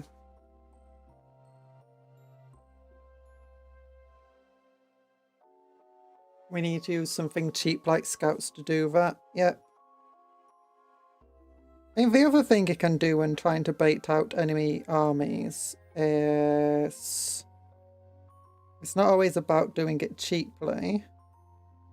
It's about giving them something that they want and that they're willing to risk a lot for. And then effectively taking it away from them at the last minute. Through one means or another. Or like making your opponent feel like they're going to be safe if they do something in a specific way. And then just completely ignoring it.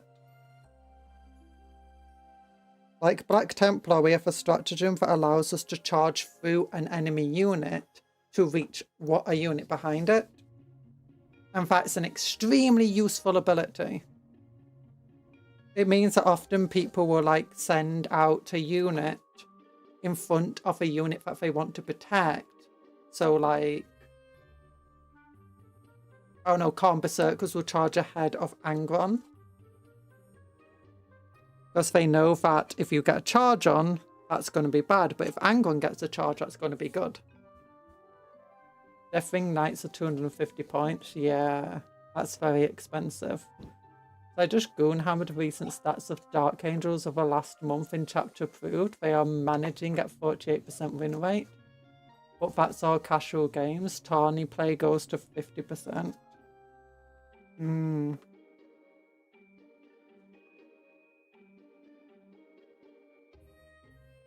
That sounds not the most manageable. Hey, what was this piece? What's piece number 10 about? Where does that go? 7, 8. Okay, where's number 9? Oh, and a number 9. A number 9 large. A number 12. A number 42. 10. I used piece 12. That's piece 11.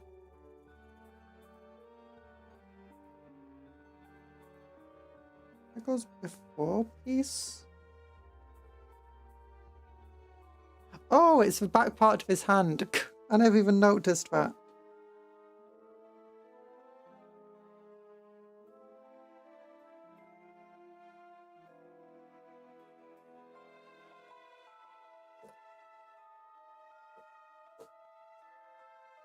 I even picked up some top 3 finishes over a weekend. Where we get him buffs the entire edition. Oh. Yeah, I guess one of the things is that generally speaking, through most of 40k, with a few exceptions, going for the expensive option is bad. Okay, hear me out. Bug nuggets. What nuggets? Bug nuggets? You've returned. Hi, returned. Hi, French puffs. Ooh. Bug nuggets. Don't make nuggets out of my bugs. But, like a lot of the time it's better to go for the cheaper stuff rather than for more expensive stuff and just have more than less. I mean, certain exceptions to this are things like knights, but arguably they're quite underpointed for what they are.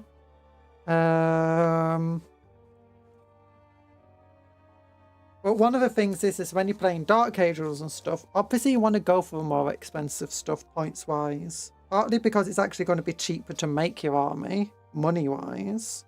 And partly because you want to use the good stuff, you want to use the cool things. That's often going to actually leave you in a worse position. Primarchs are another example, but Primarchs again sometimes feel a bit underpointed. Exception Angron, Gulliman. The only people that make me lose in Localist Custodes players. Ooh. I've never understood the Custody thing.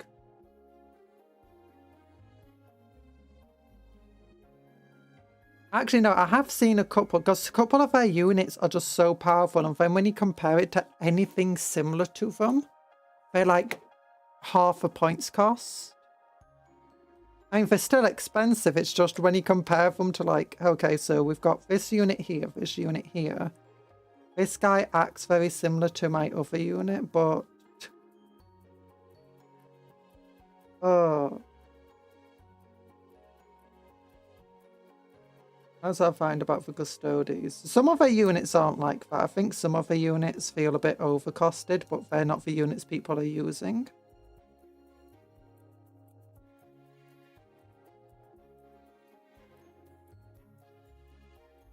It's just durability. Custodes are insanely durable, yeah. High toughness, lots of wounds, 2+ base, 4+ invulnerable.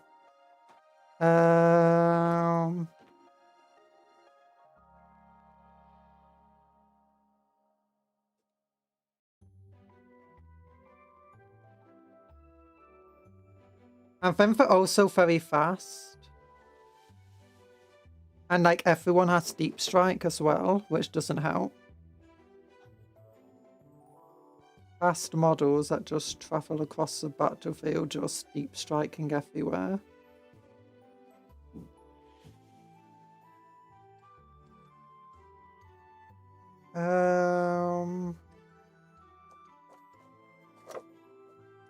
Yeah, fast and deep strike. World Eaters, the downside to the World Eaters is that they don't have... I mean, they're kind of fast, but they don't have the massive mobility that a lot of other factions do. Like, they've only got 2 vehicles. One is a Rhino, the other is a Land Raider. Obviously, we're giving these guys the helmets.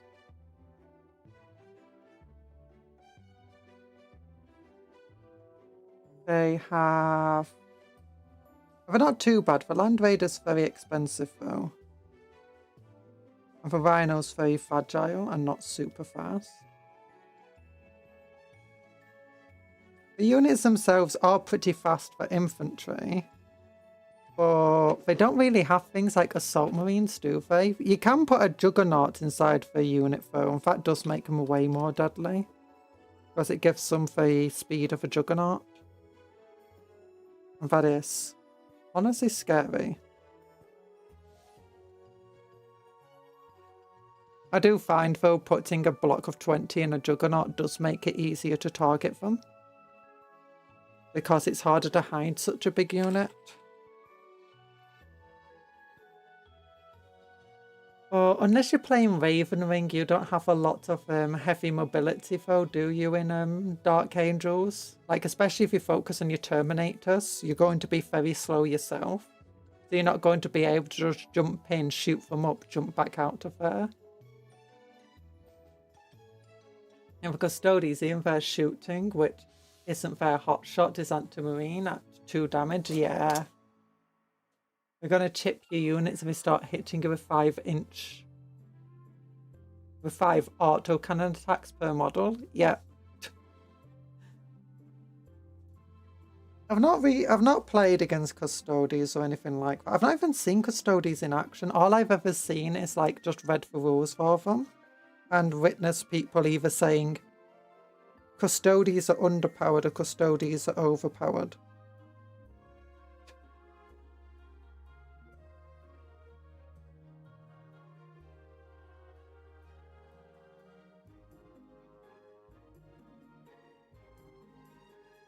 But funny enough, my win rate against Custodies players is 50%.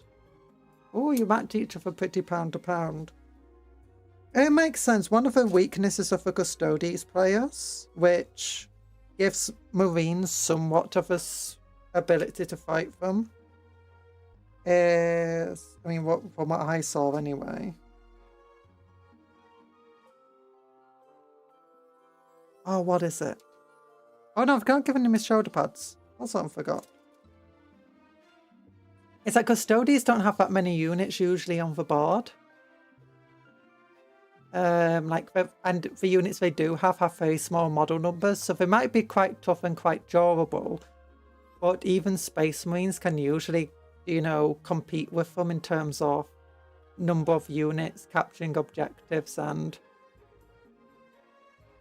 Like, if they get into battle with a Space Marine captain, it can be suddenly like, or lieutenant or something. Your Custodian can suddenly be in a lot of danger. Like, yeah, this Custodian can tear apart this unit pretty easily, but lieutenants and captains can actually do quite a lot of damage to them. With a large number of attacks, hitting quite well, wounding quite well. Captains can do their special ability to get like, what, 4 extra attacks?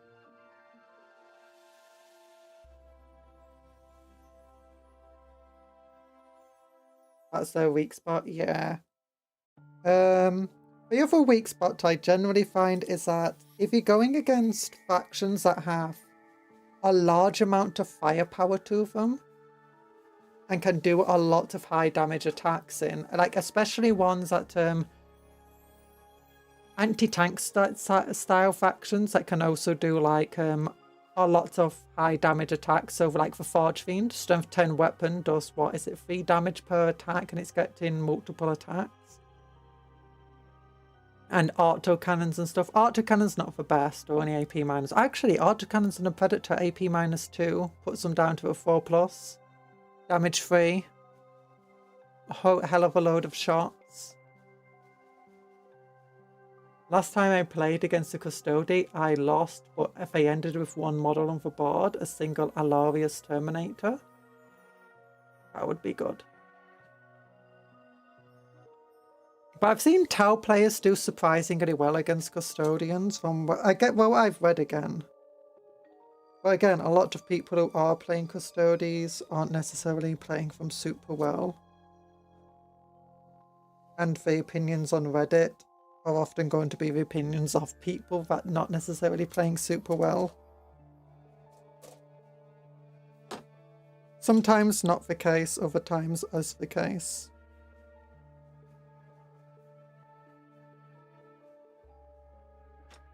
Wiped everything else off the board. They also have quite a lot of precision units, don't they, though, Custodies, if I'm remembering correctly.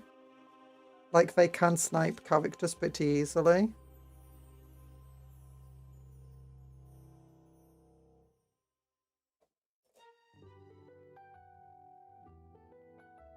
I like to imagine when it comes to certain things like Custodies, and Terminators, and a bunch of other stuffs that are similar, I like to imagine that when they're coming under fire and stuff, they're actually just disengaging rather than always dying up on the battlefield. Like, hey, our relic armor is taking a lot of a beating here. Do we want to continue fighting here? It's like, no, fall back. Teleport back onto the ship.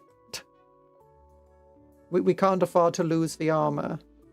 We can afford to lose this battle, but we can't afford to lose that armor. I imagine the same goes for like Custodies.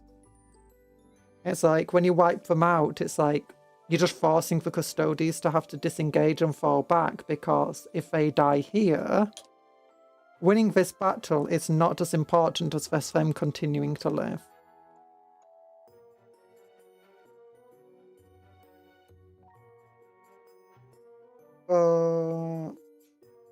Maybe I'm being insane in that statement.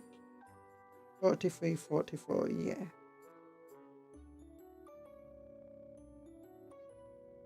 Oh, I definitely... Actually, reading White Dwarves and stuff, it does feel like, you know, from their battle reports, that when it comes to certain things, they do suggest the idea of them teleporting away instead.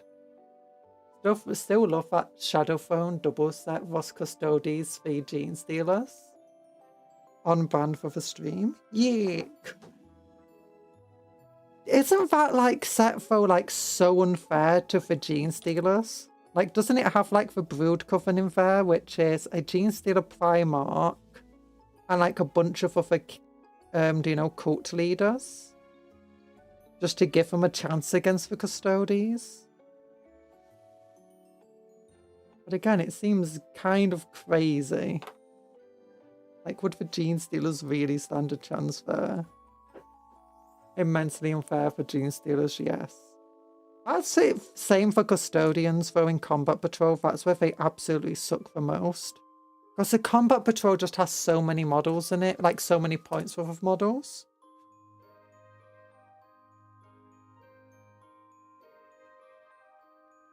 It's not a great Combat Patrol, though. Like, in terms of the savings you get on it, if you just were to buy the models separately, it's not great. It's fine, it's just not great. Amazing collecting box. What's this for as well? I feel like, you know, the Leviathan box set, that was Space Marines versus Tyranids. I feel like that was a bit unfair to the Tyranids. Like, the Space Marines just seem to be so much better than the Leviathan box. Between the Ballistus Dread, the Stern Guard, Infernus Marines, Terminator Captain. It's like, the main thing that they had to fight against it was effectively a single Screamer Killer. Which was relatively easy for the Ballistus Dread just to snipe away.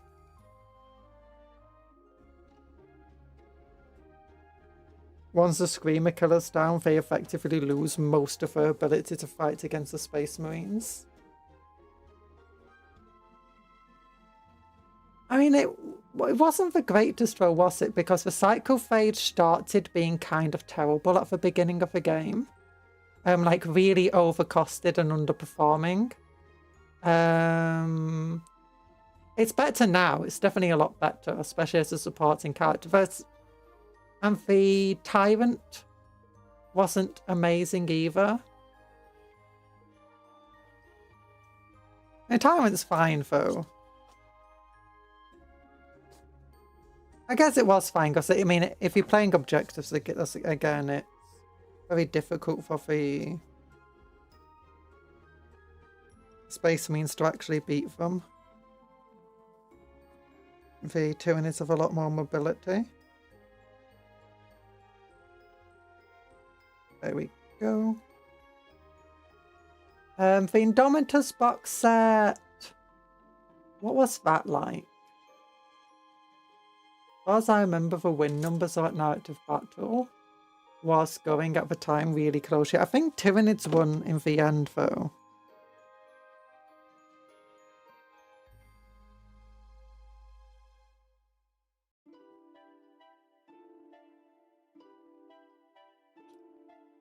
I'm not sure if the narrative battle...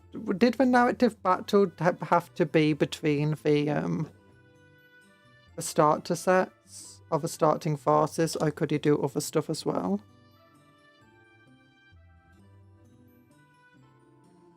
Indomitus was against Death Guard. No, Indomitus was Necrons.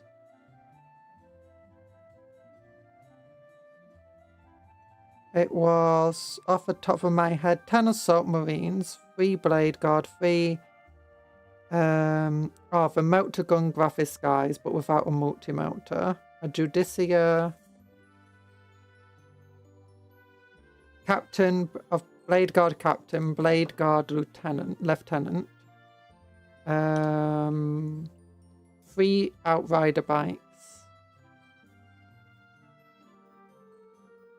Against 20 Necron warriors, I believe. 1 Necron Lord with Tachyon Arrow. 3 of those Scalopus guys, destroyers, and a Scalopus Destroyer Lord. Plasmacite. Reanimator. 2 squads of 3 Scarabs.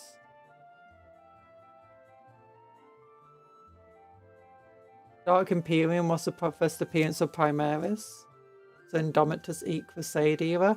No, yeah, but the Indomitus box set was the 9th edition box set that was similar to Leviathan. Dark Imperium was the Death Guard versus Space Marines. I've been trying to find that box, like to see if I could find like a usable version of it. It's very hard to find it, especially at any decent price. Which I mean, it's fair. It's a very old box now, but that's such a good box for Dark Imperium one. I can't remember what's in it, but it is a very good box. Oh no, it wants me to put wires into this one.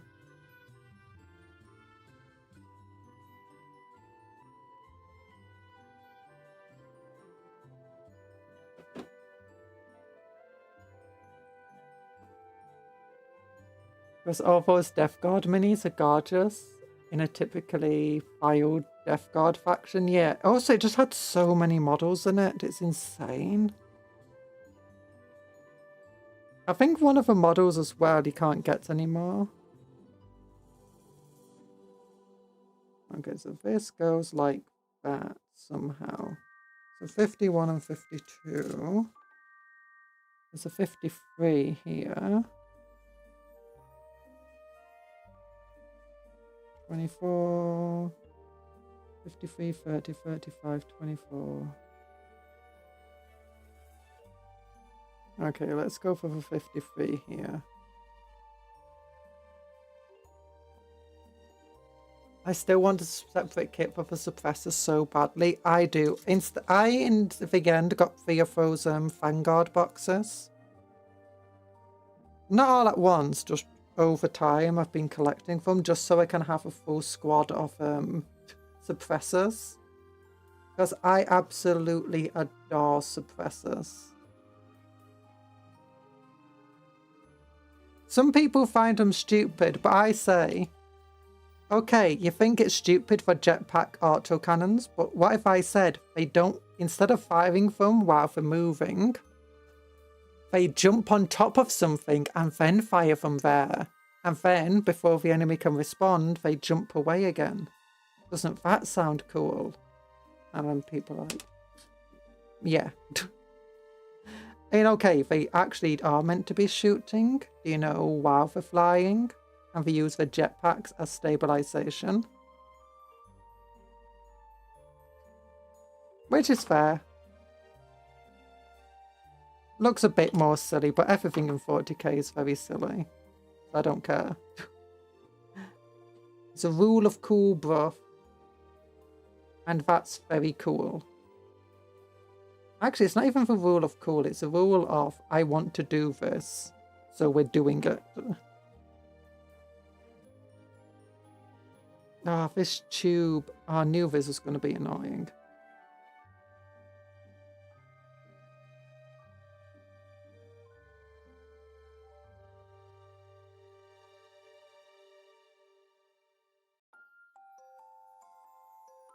I once made a 2k points army of only jump packs. It was really cool. I've got, not of only jump packs, but it's my rapid response force. And it's got 3,000 points. Has a Storm Eagle, which is Legends rules. With, it carries around a Brutalis with it. 5 Terminators, a Terminator Captain, a Terminator Ancient, and they're the ones in charge of this detachment. It then has 30 Assault Marines, I think 3 squads of 3 Suppressors, 10 Vanguard Veterans with Melter Pistols. Unfortunately, the new rules of Deep Strike means the Melter Pistols aren't quite as good as they used to be, but I still love the idea of them just, hey, these guys land behind you. What do you do? These guys land behind your tank and fire their Melter Pistols at point blank range. Now, unfortunately, if they can't be within half range, they could be back when it was only 6 inches, but now not. I want a Storm Eagle so badly for my I've got a Storm Eagle, but it's made from a Storm Raven. It's just a converted Storm Raven. And it uses the Impulsor missile turrets, spare pieces from the Impulsor.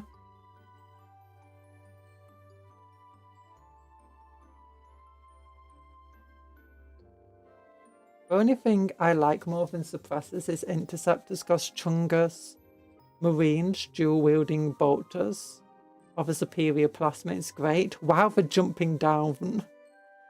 Because when I'm not bashing Marines, I'm a Raven Guard at heart. What do I have in my list? New recruit.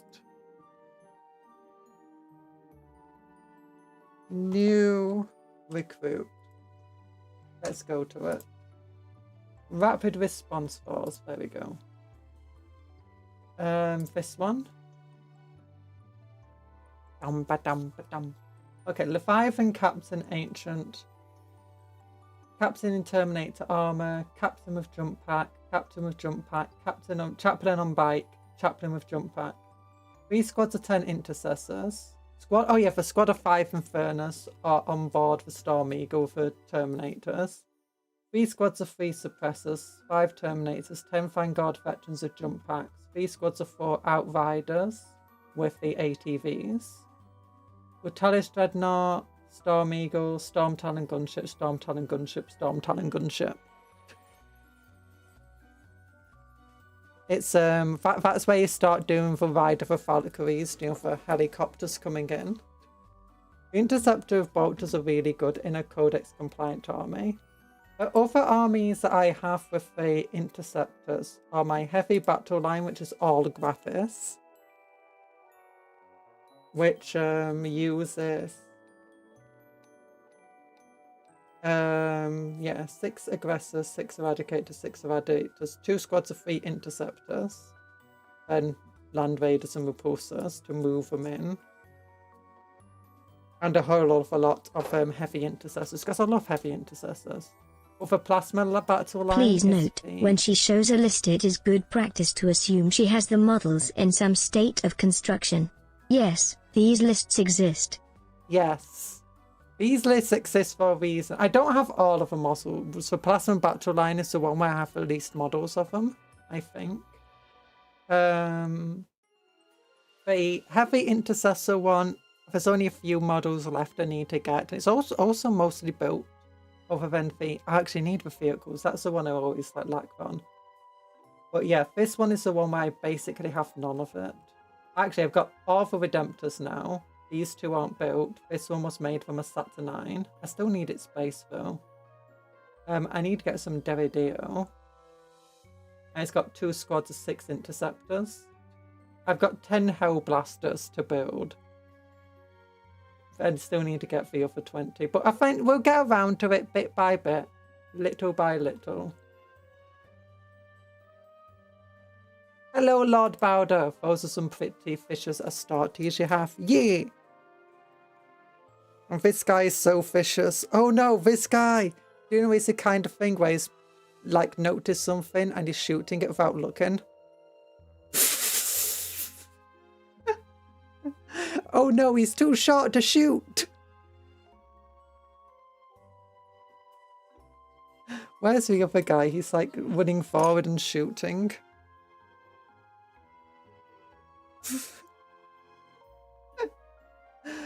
Hello, Lord Bowdor. Hope you're doing well. Oh gosh, we need to give them shoulder pads. I forgot for shoulder pads.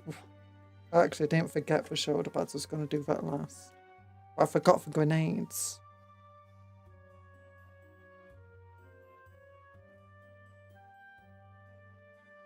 Who needs aiming when you have scripted events? Yeah, it's like that thing, do you know, when you shoot at, in Space Marine 2 where you shoot at something. I hate doing that by accident though, and it takes you out of your animations to do a shot that doesn't do anything. Wait, how does this even attach? Where's my magazine? I need to see how these things attach.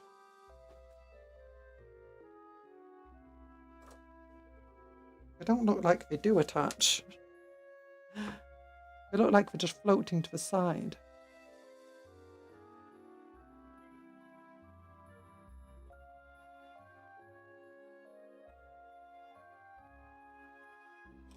Okay, so it definitely goes on this side.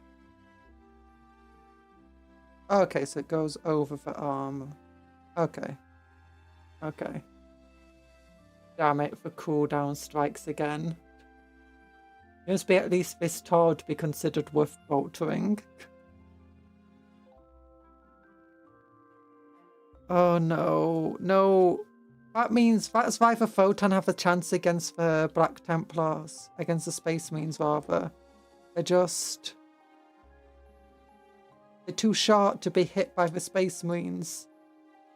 You know how I lost my beep when the Dark Angels in the Dawn of War 4 trailer? Oh yeah. That looked really cool, the Dark Angels appearing. Is Dawn of War 4 out yet?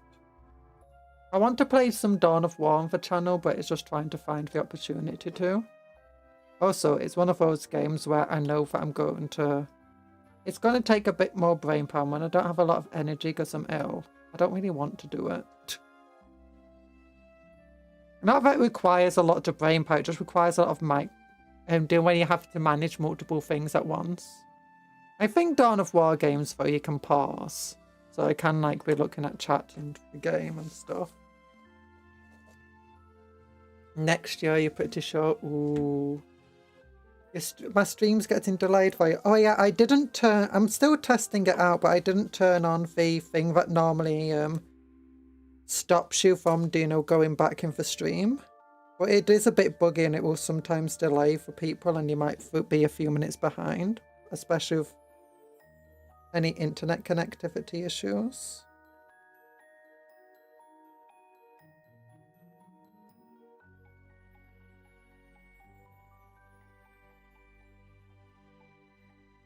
Oh, this goes into his back like that.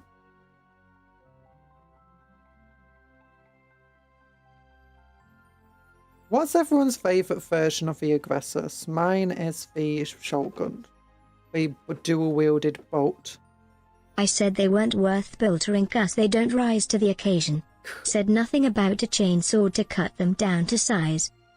Oh, so you don't want to waste the ammo on them. But what if they're like, they're shooting you with plasma guns? Wait, where's he?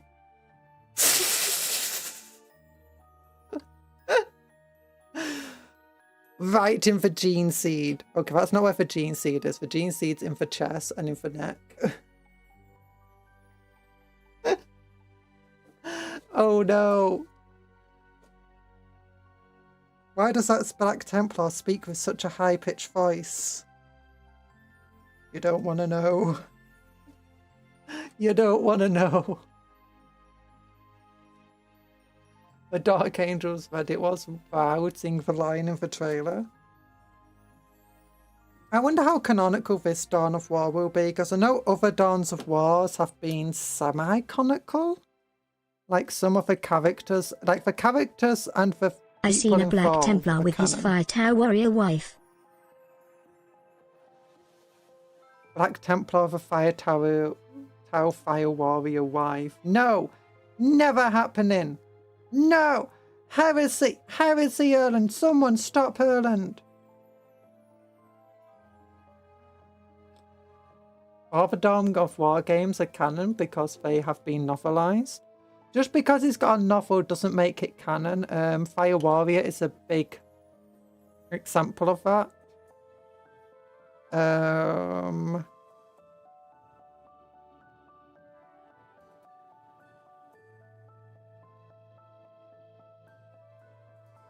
I mean, you have Girlyman and you have Vane being shipped hard. You know. Look, what Girlyman does in his own time.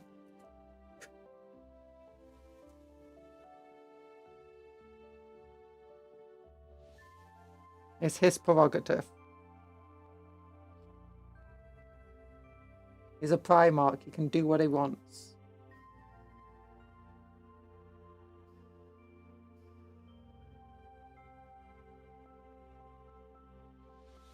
Look at the little man. So tiny next to the... Oh.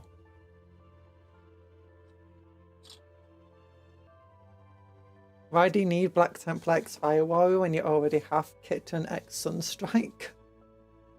The Blood Ravens are also a chapter at GiveSprinkles of Acknowledged. Yeah, all of the characters I believe in Dawn of War have been acknowledged as canon in both the...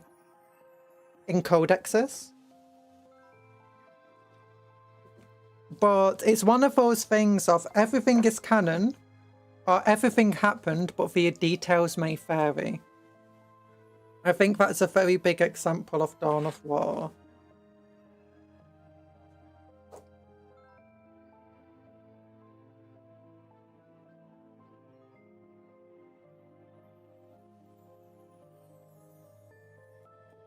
Does anyone know which of those is a teleport quest? Because I have no idea. I like the Ramhorn one. I like the horsey one too. My little pony, my little pony. Ah, little pony. Used to wonder what friendship could be. My little pony. Until the Black Templars took my friends from me. Now it's time to shoot and stab and crush them all, it's true. Yeah. Emperor bless the Blood Ravens. The one time the community at large saw the silly the game's devs didn't took the meme and ran with it. Yeah. Yeah, Blood Angels are definitely canon. I believe the character as well for the Tau is canon.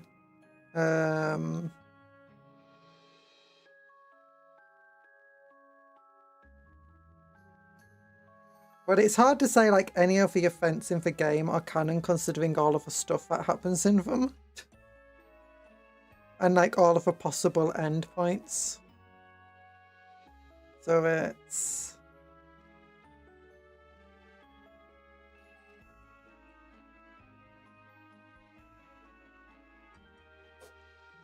There we go. It would be cool to see Leviathan and Gulliman finally meet soon.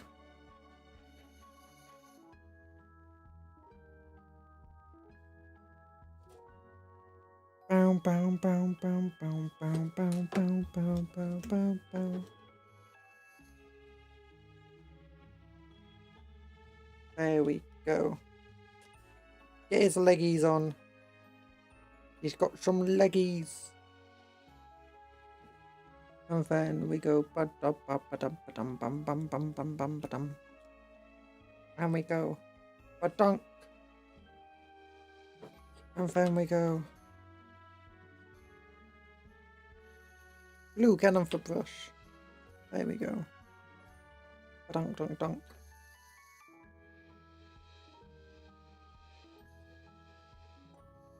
There we go.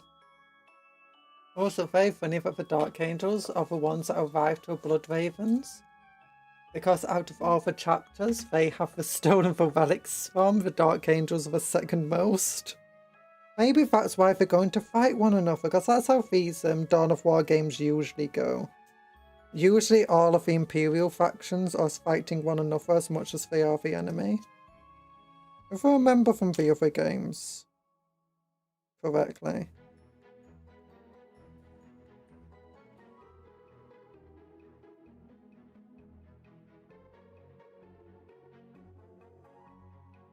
Kleptomaniac Marines is the kind of brevity you need. It is. I mean, it's one of my favourite things about Warhammer, just how silly it gets.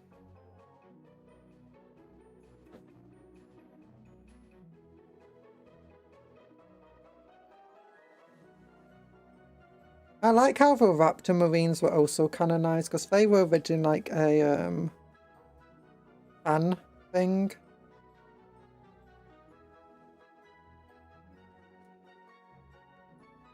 I mean, as much as we like do know all of the stuff about GW and stuff, is they have done a lot to like canonize fan stuff, like the Raptors, the Blood Ravens got canonized, the what's it called? The Astartes cinematic thing. Animation. Because that started as a fan animation, didn't it? And they brought that to Warhammer Plus. And basically said, hey, you know this. It's good now. Hired him to make more stuff.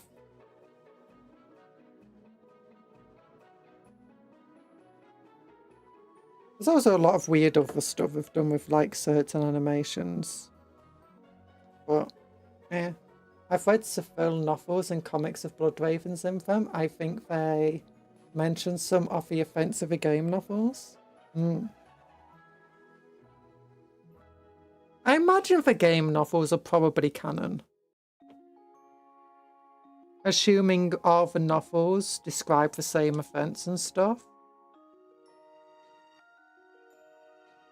That being said, you could easily have each faction believe, like, spreading propaganda that they won at the battle. So you basically don't really know who won. Or what the real ending was. Like, did you beat the Tau? We beat the Blood Ravens. We conquered the system for the greater good. But then we decided, you know, we don't need to keep that system. It's fine. It's fine.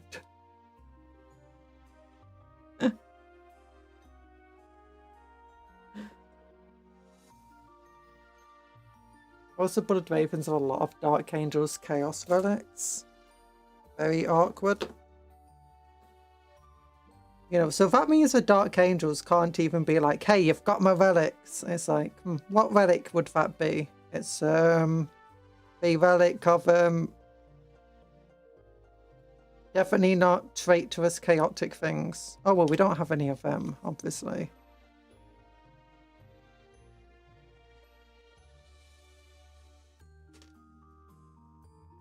Now, if you said a relic of traitorous chaotic things, it's like, no, we never had a relic like that, never will.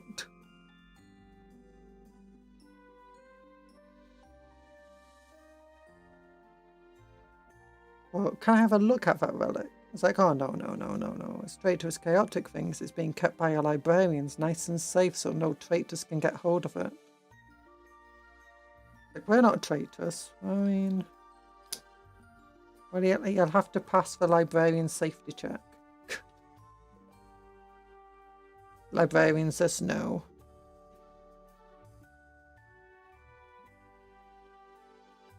Armam actually appeared in one of the Bloodravens novels. That was a sequel to a game novel. Ooh. And then he failed to do anything of note, such as the power of Cinch. Never underestimate Cinch's ability just to make a mockery out of you.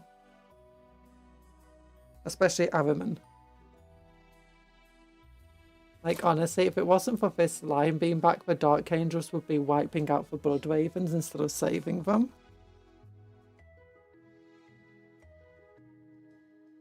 I mean, it depends how, again, canonical the idea that the Bloodravens have stolen all of these relics really is. Like,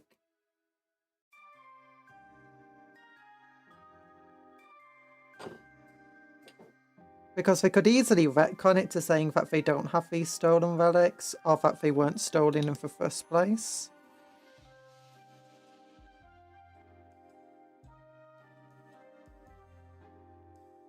Heck, the Blood Angels might in fact be a Dark Angel successor chapter, explaining why they have all of the relics. Oh, wow.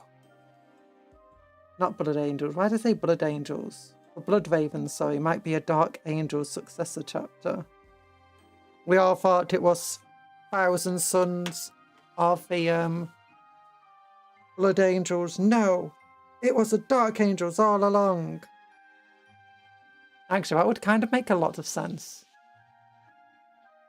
Lots of psychos. Access to some really weird relics. And lots of Dark Age technology things. They somehow managed to spam Terminators and Space Marines into battles. Oh.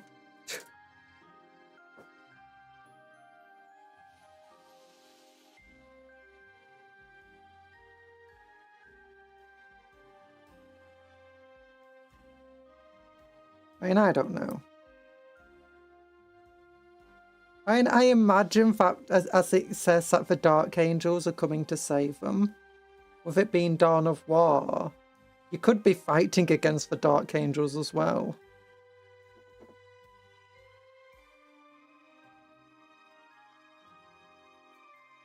But Dark Angels are not really known for it. Well, I bet it's because all the Psychers, well, not all of them, but a lot of the Psychers got sent off to the Blood Ravens, you know?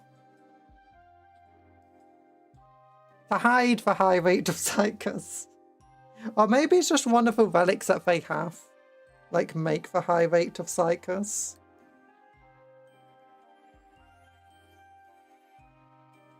Like, so this ancient chaos relic that we had, yeah, it makes lots of Psychers. We didn't really want to keep it around, so we gifted it to the Blood Ravens.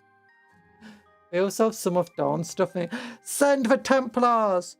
Rally the troops! We need to get it back!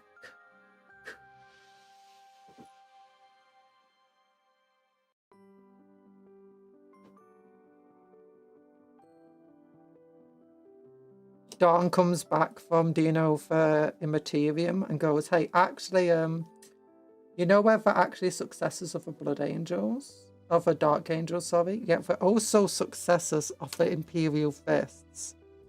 So we kind of combined our gene seed. That sounds wrong.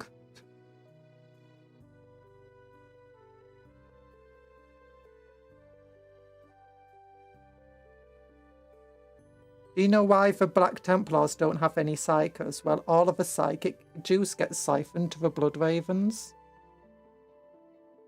That's how this entire thing works. Of the relic.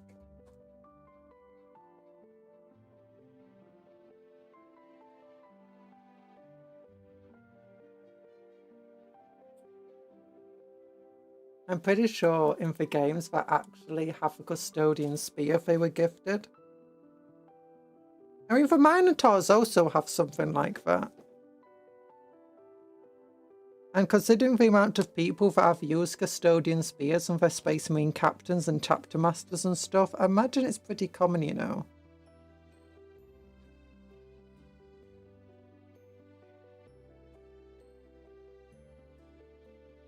The only time I've heard Dark Angels do anything was at Frax, and they were actually less than helpful the first time round and gave everyone a heart attack the second time they showed up.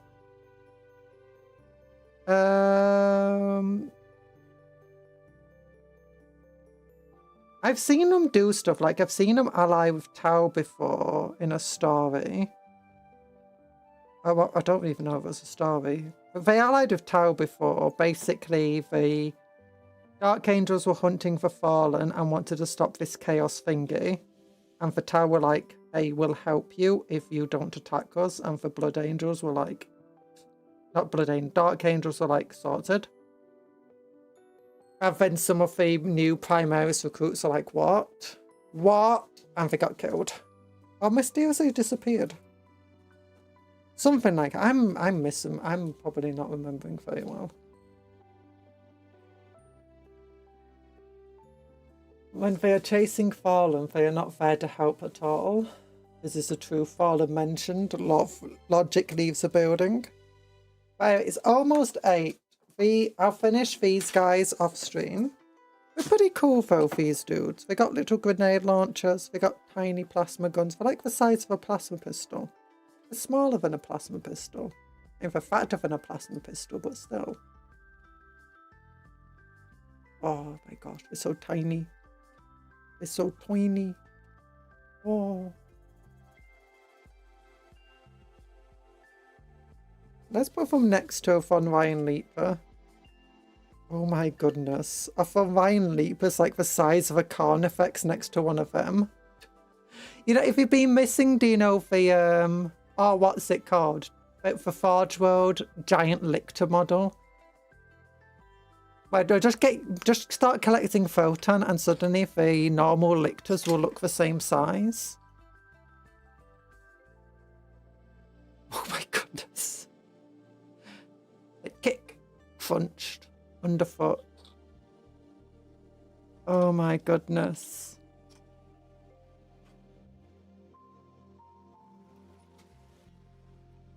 I want to compare. Oh my gosh, is that a Hive Tyrant? Is that a Hive Tyrant? It's so big. It's so massive. How can anything grow so big? It's like a Hive Tyrant. No! Yippee Lictor goes off a yippee. Neuro Lictor. Oh, I love my Dark Angels. And I love that the Crusade mechanics reflect their hunting for Fallen. Oh, I don't know I actually don't know most of the things Crusade mechanics. I read the Space Marine and Tyrannid one from the Leviathan book. And that's about it. And in fact, you can like make a character a proper chapter master and stuff, which is fun. But I'm going to say thank you for coming to the stream. If you've not liked it already, then please do, because it helps me out. And, but big love hearts to all of you. But what's it called? Work hard, but play harder. Take care of yourself and be kind to others and vice versa. And remember to eat good food, sleep well, dream of cupcakes, but don't eat for cupcakes as friends, not food. Bye bye, everyone. Love you all.